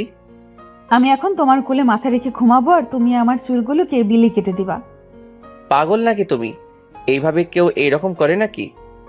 আমি জানি না, আমাকে নিয়ে এইটা করতেই হবে। না, পারবো না। নইলে আমি কান্না করে দিব। ওকে, শুয়ে পড়ো। তবু কান্না করো না প্লিজ। ইসরাত আমার কোলে শুয়ে পড়লো, আর আমি তার মাথায় হাত বুলিয়ে দিচ্ছি। আচ্ছা, আজকে আমাকে নিয়ে ঘুরতে আসার কারণ? সেটা পরে বলবো। ওকে। এইভাবে কিছুক্ষণ ইসরাতের সাথে পার্কে সময় কাটালাম। ইসরাত আমাকে নিয়ে একটা শপিং মলে ঢুকলো। এই আমরা এখানে আসছি কেন? চুপ, দেখো, কোনো কথা বলবা না। ওকে। ইসরাত কয়েকটি শার্ট আর প্যান্ট নিয়েছে, তাও আবার আমার মাপ দিয়ে। মার্কেটিং করে আমরা দুইজন বাহিরে আসলাম। এই নাও, এইগুলো তোমার জন্য কিনেছি। আমার জন্য আবার কেন কিনতে গিয়েছো? চুপচাপ থাকতে বলেছি না? এখন নাও এগুলা। না, আমি নিতে পারবো না। তুই এগুলো নিবি না? ও যেই পরিমাণে রেগে গেছে, জানি না আমাকে আবার কি করে, তাই ভয়ে ভয়ে ওর হাত থেকে ব্যাগগুলো নিলাম। কাল তুমি এগুলো পরে কলেজে আসবা। এইগুলো পরে আসতে হবে? হবে। তারপর আমরা একটা রেস্টুরেন্টে গেলাম, সেইখানে কিছু খাবার খেয়ে বেরিয়ে আসলাম। ইসরাত একটা রিক্সা ডাক দিল, আমি আর ইসরাত রিক্সায় পাশাপাশি চেপে বসলাম। আচ্ছা, তুমি যে আজকে কলেজ মিস দিয়ে আমার সাথে ঘুরতে এসেছো, তোমার বাবা কিছু বলবে না? না বাবা, কিছুই বলবে না। কেন? কারণ আমি কোনো দিন কলেজ মিস দেই না, তাই একদিন মিস দিলে সমস্যা নাই। ও। ইসরাত তার বাড়ির সামনে নেমে গেল, আর আমি চলে এলাম বস্তিতে। ঘরে ঢুকে ফ্রেশ হয়ে নিলাম। বাহির থেকে খেয়ে আসার কারণে পেট ভরে আছে। এমন সময় চাচা আমার ঘরে আসলো। চল আজকে আমাদের সাথে খাবি। না চাচা, আজকে বাহিরে খেয়ে এসেছি। বাইরে খেয়েছিস মানে? মানে একজনের সাথে ঘুরতে গিয়েছিলাম, সে আমাকে খাইয়ে দিয়েছে। ওহ, তাহলে জিরিয়ে নে। চাচা চলে গেল। আমি বসে বসে একটা বই নিয়ে শুয়ে শুয়ে পড়তে লাগলাম। পড়তে পড়তে চোখে ঘুম লেগে গেছে। কখন যে ঘুমিয়ে পড়লাম তার হিসেব নাই। ঘুম থেকে উঠে দেখি বিকেল হয়ে গেছে, আর আমার সামনে মামা বসে বসে একটা বই পড়ছে। আরে মামা, আপনি কখন এসেছেন? এই তো কিছুক্ষণ আগে এসেছি। আমাকে ঘুম থেকে উঠাননি কেন? তোকে ঘুমে দেখে তোকে আর বিরক্ত করি নাই। ওকে, তা বাড়ির সবাই কেমন আছে? সবাই ভালো, কিন্তু তোর নানা খুব অসুস্থ আগের চেয়েও। সময় পেলে একদিন দেখা করতে যাব। আমার সাথে এখন আয়। না মামা, আজকে না, আরেকদিন যাব। এইভাবে মামার সাথে কিছুক্ষণ কথা বললাম। তাহলে আজকে যাই, আবার আরেকদিন আসবো। ওকে। তোর যা যা লাগবে সব আমাকে বলিস। আচ্ছা। এই বলে মামা চলে গেল। আমি অজু করে মায়ের কবরটা জিয়ারত করলাম। তারপর বস্তির গলিতে হাঁটাহাঁটি করতে লাগলাম। এমন সময় তানভীর কল দিল। বল। তুই কি চলে আসছিস নাকি ইসরাতের সাথে আসছিস? আমি তো দুপুরেই চলে আসছি। শালা, একটা কল দিতে পারলি না? মনে ছিল না, ঘুমিয়ে পড়েছিলাম আর কি। এখন তো আর আমাকে মনে পড়বে না, এখন তো ইসরাতকে পেয়ে গেছিস। শালা, তোরে পাইলে দেখাবো মজা। তুই তোর সাথে ইসরাতে তুলনা করস কেন? কেন করলে সমস্যা কি? তুই কই আর ইসরাত কই? থাক, আর সুনাম করতে হবে না। তা কেন কল করেছিস? কয়েকদিন পর আমাদের কলেজে সাংস্কৃতিক অনুষ্ঠান হবে, আমি চাই তুই সেখানে অংশগ্রহণ করিস। দূর, কি যে বলস তুই। আচ্ছা, তুই কাল আয়, সব কালকে বলবো। ওকে। তানভীর কল কেটে দিল। আমি বাহির থেকে কিছু খাবার কিনে ঘরে নিয়ে আসলাম। ঘরে আসতে আসতে সন্ধ্যা হয়ে গেছে, তাই হাত মুখ ধুয়ে পড়তে বসলাম। পড়ার ফাঁকে খাবারগুলো খেয়ে নিলাম, আবার পড়তে লাগলাম। এমন সময় কেউ একজনের কল আসলো। হ্যালো, কে বলছেন? আমি ইসরাত বলছি। ও, তুমি? তুমি আমার নাম্বারটা সেভ করে রাখো নাই? মনে ছিল না, এখন করব। মনে থাকে জানো। তা কি করছো? এই তো পড়ছি। তুমি? আচ্ছা, তুমি এত রাত পর্যন্ত কিভাবে পড়তে পারো? আমার অভ্যাস হয়ে গেছে। আমি তো কোনো দিন এত রাত পর্যন্ত পড়ি নাই। তাহলে এখন জেগে আছো কেন? তোমার সাথে কথা বলবো তাই জেগে আছি। ও, তা রাতে খেয়েছো? খেয়েছি। তুমি? আমিও খেয়েছি। কাল কিন্তু অবশ্যই আমার দেওয়া শার্ট প্যান্ট পরে আসতে হবে। যদি না পড়ে যাই তাহলে?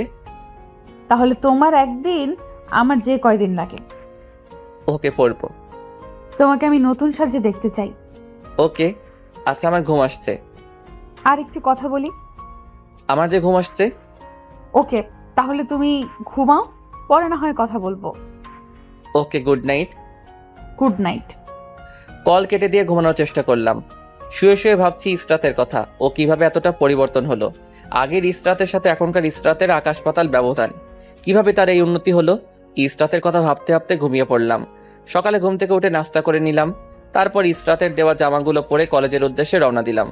গেট দিয়ে ঢোকার পর সবাই আমার দিকে হা করে তাকিয়ে আছে। মনে হয় আমি কোনো এলিয়েন আসছি।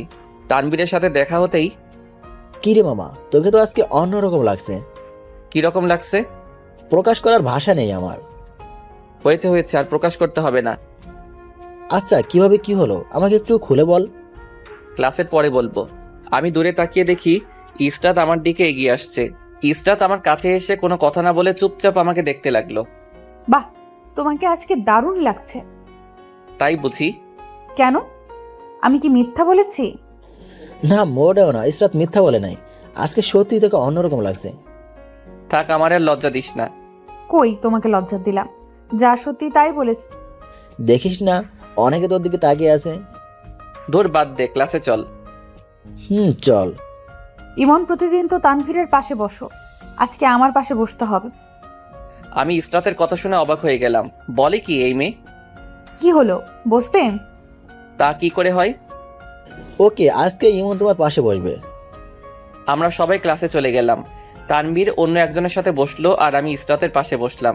ইসরাতের ফ্রেন্ডরা আসলো, আমি তাদের দেখেও চুপ করে রয়েছি। ইমন ভাইয়া, আমরা জানি আমরা অন্যায় করেছি, আমাদের কি কেন? ও তো বেয়াদব ঘরের সন্তান। স্যারের কথা শুনে আর নিজেকে ধরে রাখতে পারলাম না, রাগে চোখগুলো লাল হয়ে আছে।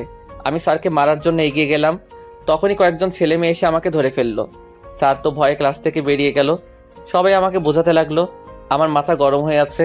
স্যার আমার পরিবারের কথা টেনে আমার মাথা গরম করে ফেলেছে। সবাই আমাকে ধরে একটা চেয়ারে বসালো আর আমার মাথায় পানি ঢালতে লাগলো। কিছুক্ষণ পর ক্লাসে প্রিন্সিপাল আর স্যার ঢুকলো। সবাই তাকে দেখে দাঁড়ায় গেল। ক্লাসে কি হয়েছিল? বাবা, ক্লাসে কিছু ভুল বোঝাবুঝি হয়েছিল। কি সেই ভুল বোঝাবুঝি, আমাকে জানতে দাও। তাহলে সব শোনো। এই বলে ইসরাত সব বলতে লাগলো। প্রিন্সিপাল স্যার একবার আমার দিকে তাকাচ্ছে, আবার স্যারের দিকে তাকাচ্ছে। ইসরাতের বলা শেষ হলে, আমি সব বুঝতে পেরেছি, তবে আপনি মোটেও কাজটি ঠিক করেননি। সরি স্যার, কিন্তু আমার মাথা গরম ছিল। কেউ কি বলতে পারবে যে এইখানে ইমনের কি দোষ ছিল? ওকে, আমি দেখছি ব্যাপারটা। তোমরা দুজন আমার সাথে এসো। আমি কোনো কথা না বলে পিছু পিছু হাঁটতে লাগলাম। স্যার ওনার রুমে নিয়ে গেল। আপনি মোটেও কাজটি ঠিক করেননি। আপনাদের অনেকবার বলা হয়েছে যে মন মেজাজ গরম করে ক্লাসে যাবেন না, তারপরও কেন গেলেন? সরি, আর হবে না। আপনার কারণে আজ কলেজের যে খারাপ রেকর্ড সৃষ্টি হলো তা কিভাবে বুঝবেন? আমি আপনাকে আর এই কলেজে দেখতে চাই না। স্যার প্লিজ আমার কথাটা তো শুনবেন। আমি আর কোনো কথা শুনতে চাই না, আপনি এখনই বেরিয়ে যান। Please sir. আপনি কি চান যে দারোয়ান দিয়ে ধাক্কা দিয়ে বের করে দেই? ওকে আর লাগবে না, আমি নিজে চলে যাচ্ছি। এই বলে স্যার রুম থেকে বেরিয়ে গেল। প্রিন্সিপাল স্যার এইবার আমার দিকে তাকালো। দেখো ইমন, আমি জানি তোমার বাবা মা পরিবারে কেউ নেই। আপনি কি করে আমার পরিবারের কথা জানেন? তোমার মামা আমার ফ্রেন্ড হয়। তোমার মামার সাথে আমার আগেই থেকে পরিচয়। তা আপনি কিভাবে বুঝলেন যে আপনার ফ্রেন্ড আমার মামা? তোমার মামা ওই দিন তোমার খোঁজ করতে কলেজে এসেছিল। সেদিন তোমার মামা তোমার ব্যাপারে সব বলেছিল। ও, তোমার পরিবার আর তোমার মামার সম্পর্কে কথা চিন্তা করে আজ তুমি এই কলেজে আসো। আমি কারো দয়ায় এই কলেজে পড়ি না, বরং নিজের মেধার জোরে এই কলেজে চান্স পেয়েছি। সেটাও ঠিক। আমার কি কোনো শাস্তি আছে? না, তোমার নেই। তোমার পরিবার নিয়ে কথা বলেছে তাই তোমার রাগ উঠেছে, এটাই স্বাভাবিক। তবে পরবর্তীতে যেন তোমার নামে আর অভিযোগ না আসে সেদিকে খেয়াল রাখবা। Okay sir. তাহলে তুমি এখন ক্লাসে যেতে পারো। ধন্যবাদ স্যার। আমি ক্লাসের দিকে হাঁটা ধরলাম। ক্লাসে ঢুকতেই সবাই আমার দিকে কৌতূহলী চোখে তাকিয়ে আছে। আমি কোনো কথা না বলে চুপচাপ ইসরাতের পাশে গিয়ে বসলাম। ইসরাতের চেহারাতে হাসি ফুটে উঠল। হয়তো এতক্ষণ সে চিন্তা করছিল আমার জন্য। কি হয়েছে, সব ঠিক আছে তো? ক্লাস শেষ করে বলবো। কলেজের ছুটি দিয়ে দিল। আমরা ফ্রেন্ড সবাই একটা জায়গায় বসলাম। প্রিন্সিপাল তোকে রেখে কি বলেছে? স্যার আমাকে আগের থেকে চিনে। বাবা কিভাবে তোমাকে চিনবে? তোমার বাবা আর আমার মামা দুজনে ভালো বন্ধু। ও, তা আর কিছু কি বলেছে? না, তেমন কিছু বলে নাই। ভাইরে, তোর যে এত রাগ তা তো জানতাম না। স্যার আমাকে অপমান করলে আমি চুপচাপ সহ্য করে নিতাম, কিন্তু উনি সীমা ছাড়িয়ে গেছে তাই রাগ উঠে গেল। ঠিক করেছিস, আমারও খুব রাগ হয়েছিল। তুমি আবার মাঝখান থেকে কথা বলতে গেলে কেন? ও মা, উনি তোমাকে এইভাবে অপমান করবে আর আমি বসে বসে দেখবো নাকি? থাক, আর বলতে হবে না। এখন চলো বাসায় যাই। ওকে, আমিও তাহলে যাই, কাল আবার দেখা হবে। ওকে, বাই। সবাই সবার বাসার উদ্দেশ্যে রওনা দিল। আমিও চলে এলাম বস্তিতে। নিজের ঘরে এসে ফ্রেশ হয়ে কিছু খেয়ে শুয়ে রইলাম। এমন সময় মামার কল আসলো। মামা বলেন। মামা কিছু বলছে না, শুধু ওই পাশ থেকে কান্নার আওয়াজ আসছে। মামার কান্না শুনে আমি অবাক। কি হয়েছে বলেন? তো নানা আর বেঁচে নেই। মামার কথা শোনার পর অজান্তেই নিজের চোখ দিয়ে পানি পড়ছে। আপনার এখন কোথায়? হাসপাতালে আছি, তুই তাড়াতাড়ি আয়। এই বলে মামা কল কেটে দেয়। আমি দ্রুত উঠে রেডি হয়ে বের হলাম। আরে ইমন, কই যাচ্ছিস? আমার নানা মারা গেছে তাই ওনার কাছে যাচ্ছি। আচ্ছা, সাবধানে যাস। ওকে। আমি দ্রুত চলে গেলাম হাসপাতালে। দেখি নানার কেবিনের সামনে সবাই বসে বসে কাঁদছে। আমাকে দেখে তাদের কান্না আরও বেড়ে গেল। ওদের অবস্থা দেখে নিজেকে সামলানো বেশ কঠিন, তাই নিজেও ভেঙে পড়লাম। সবাইকে কোনো মতে সান্ত্বনা দিতে লাগলাম। নানার লাশটাকে নিয়ে একটা অ্যাম্বুলেন্সে করে তাদের গ্রামের বাড়িতে নিয়ে যাওয়া হলো। সবার সাথে আমিও গিয়েছিলাম। হাসি খুশি বাড়িটা মুহূর্তে একটা মরা বাড়িতে রূপান্তরিত হলো। কিছুক্ষণ আগে নানার দাফন আমরা সবাই শেষ করলাম। সবার মুখের হাসি যেন দাফন হয়ে গেছে। এইভাবে দিনটি পেরিয়ে গেল। রাতে শুতে যাব, তখন মোবাইলটা বের করে দেখি অনেকগুলো কল আসছে। ইসরাত আর তানভীর কল দিয়েছে। হঠাৎ ইসরাত আবার ফোন দিল। আমি কলটা রিসিভ করতেই, হ্যাঁ, তোমার মোবাইল সারাদিন বন্ধ কেন? আর তুমি কোথায় গিয়েছো? আসলে আমি গ্রামে এসেছি, আমার নানা মারা গিয়েছে তো তাই। তোমার না পরিবারে তোমার সাথে ঝামেলা চলছে, তাহলে গ্রামে কি করছো? সব মিটে গেছে। কিভাবে? আগে আমি শহরে ফিরি, তারপর না হয় সব বলবো। ও তাই বলে কি আমাকে একটা কল দিয়ে জানানো যায় না? আসলে কাজ নিয়ে থাকাতে মোবাইলের কথা মনে ছিল না। রাতে খেয়েছো? মাত্র খেয়ে শুতে আসলাম। আমি তোমাকে মোবাইলে না পেয়ে বস্তিতে গিয়েছিলাম, কিন্তু তোমাকে সেখানেও পাইনি। আমার জন্য এত চিন্তা কেন তোমার? ইস, চিন্তা হবে না আমার? আমি আজকে সারা দিন ঠিকমতো খাবারটাই খেতে পারি নাই। পাগল নাকি তুমি? এখন খেয়ে আসো। তোমার সাথে কথা বলার পর খাবো। বললে না তো কেন চিন্তা হচ্ছিল আমার জন্য? তুমি একটা হাদারাম, তাই বুঝতে পারছো না। বুঝিয়ে দিলে তো বুঝবো। থাক, আর বুঝতে হবে না। তাই নাকি? তাই। আচ্ছা, তুমি কাল আসবে? কালই চলে আসবো আমি। তোমার গলা শুনতে পেরে শান্তি লাগছে খুব। তাই বুঝি। আচ্ছা বাই, কিছু খাবো আমি। ওকে, গুড নাইট। কল কেটে দিয়ে সাথে সাথে তানভীরকে কল দিলাম। হয়তো ও আমার জন্য এখনো চিন্তা করে যাচ্ছে। কি রে, তোর মোবাইল আজকে সারাদিন বন্ধ কেন? আমার নানা মারা গেছে, তাই সবার সাথে গ্রামে এসেছি। ও আচ্ছা, তুই কি গ্রামে থাকবি নাকি চলে আসবি? না রে, থাকবো না, কালই চলে আসবো। শালা, অন্তত কল দিয়ে তো জানাতে পারিস। দোস্ত, মনে ছিল না আমার। সারাদিন যে কেমনে কাটলো বুঝতেই পারি নাই। ওকে, তুই ঘুমা, bye. Okay, good night. Call কেটে দিয়ে মোবাইলটা চার্জে লাগিয়ে ঘুমিয়ে পড়লাম। সকালে ঘুম থেকে উঠে ফ্রেশ হয়ে সবার সাথে চুপচাপ নাস্তা করে নিলাম। কারো মুখে কোনো হাসি নেই। নাস্তা করার পর আমি আমার ব্যাগটা গুছিয়ে নিলাম। মামাকে ডেকে অন্য জায়গায় নিলাম। কিরে, কিছু বলবি নাকি? বলার জন্যই তো এনেছি। বল, কি বলবি? মামা, আমি আজকেই শহরে ফিরতে চাই। সে কি, কাল এসেছিস আবার এখন এই অবস্থাতে চলে যাবি? আসলে কলেজ থেকে তো ছুটি নিয়ে আসি নাই, আর আমি এই বইপত্র কিছুই সাথে নিয়ে আসি নাই। আরো কয়েকদিন থেকে গেলে ভালো হয় না? না মামা, আর জোর করো না।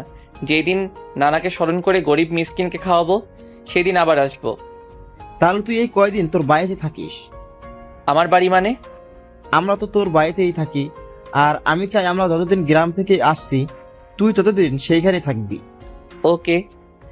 বাড়িতে কাজের লোকেরা আছে, তোর কোনো সমস্যা হবে না। তাহলে আমি বেরিয়ে পড়ি। ঠিক আছে, আর টাকা লাগলে বলিস। না, লাগবে না, তোমার ক্রেডিট কার্ড আছে আমার কাছে। ওকে, আল্লাহর নাম নিয়ে বেরিয়ে পড়। ওকে। তারপর ব্যাগটা নিয়ে নানির কাছে গিয়ে নানিকে সান্ত্বনা দিয়ে চলে আসলাম। দীর্ঘ কয়েক ঘন্টা গাড়িতে ভ্রমণ করে চলে আসলাম নিজের বাড়িতে। বাড়িতে ঢুকতেই মনটা যেন হাহাকার করে উঠল। চারদিকে মনে হয় আমার মায়ের ডাক শুনতে পেয়েছি। মায়ের কথা খুব মনে পড়তে লাগলো। আরে সাহেব, আপনি কখন এসেছেন? হঠাৎ শাহানার কথা শুনে পিছনে তাকালাম। দেখি শাহানা তাকিয়ে আছে। এই তো মাত্র এসেছি। আপনি হাত মুখ ধুয়ে নিন, আমি খাবার বেড়ে দিচ্ছি। ওকে। আমি আমার মায়ের রুমে চলে আসলাম। এসে দেখি মায়ের ছবিটা টাঙানো দেওয়ালে। আমি ছবির সামনে গিয়ে দাঁড়ালাম। নীরবে মায়ের কথা ভেবে 2 ফোঁটা অশ্রু ঝরে ফেললাম। মায়ের সাথে কথা না বলে আমি ফ্রেশ হয়ে খাবার খেতে গেলাম। শাহানা আমাকে খাবার বেড়ে দিল। শাহানা হচ্ছে এই বাড়ির কাজের মেয়ে। এই মেয়েটা আমাকে খুব ভালো করে চিনে। আপনাকে দেখে খুব খুশি লাগছে আমার। কেন? যখন আপনারা এই বাড়িতে ছিলেন তখন বাড়িটার চেহারা সুন্দর ছিল, আর যখন ওরা আপনাকে বাড়ি থেকে বের করে দিয়েছিল তখন বাড়িটাকে বড্ড অসহায় লাগছিল। ও, তা তুই এখনো এই বাড়িতে পড়ে আছিস কেন? এ বাড়িতে আমার আপুর স্মৃতি রয়েছে, তাই আর ছেড়ে যেতে পারি নাই। ও, আজ আপনাকে বাড়িতে দেখে বড্ড ভালো লাগছে। মনে হয় আগের পরিবার ফিরে এসেছে। হয়তো। জানেন, আপনার পরিবারের লোকেরা আপনার জন্য পাগল হয়ে আছে। ওনারা আপনার সম্পত্তি আপনার নামে আবার করে দিয়েছে। জানি আমি। সাহেব, একটা কথা বলবো? বল। আচ্ছা, আপনাকে যখন বের করে দিয়েছে তখন আপনি কোথায় থেকেছিলেন? একটা বস্তিতে। এখন থেকে এই বাড়িতে থাকবেন আপনি? না রে, একটা শর্ত মামাকে দিয়েছি, যদি পূরণ করতে পারে তাহলে আসবো। ও আচ্ছা, আপনি খান।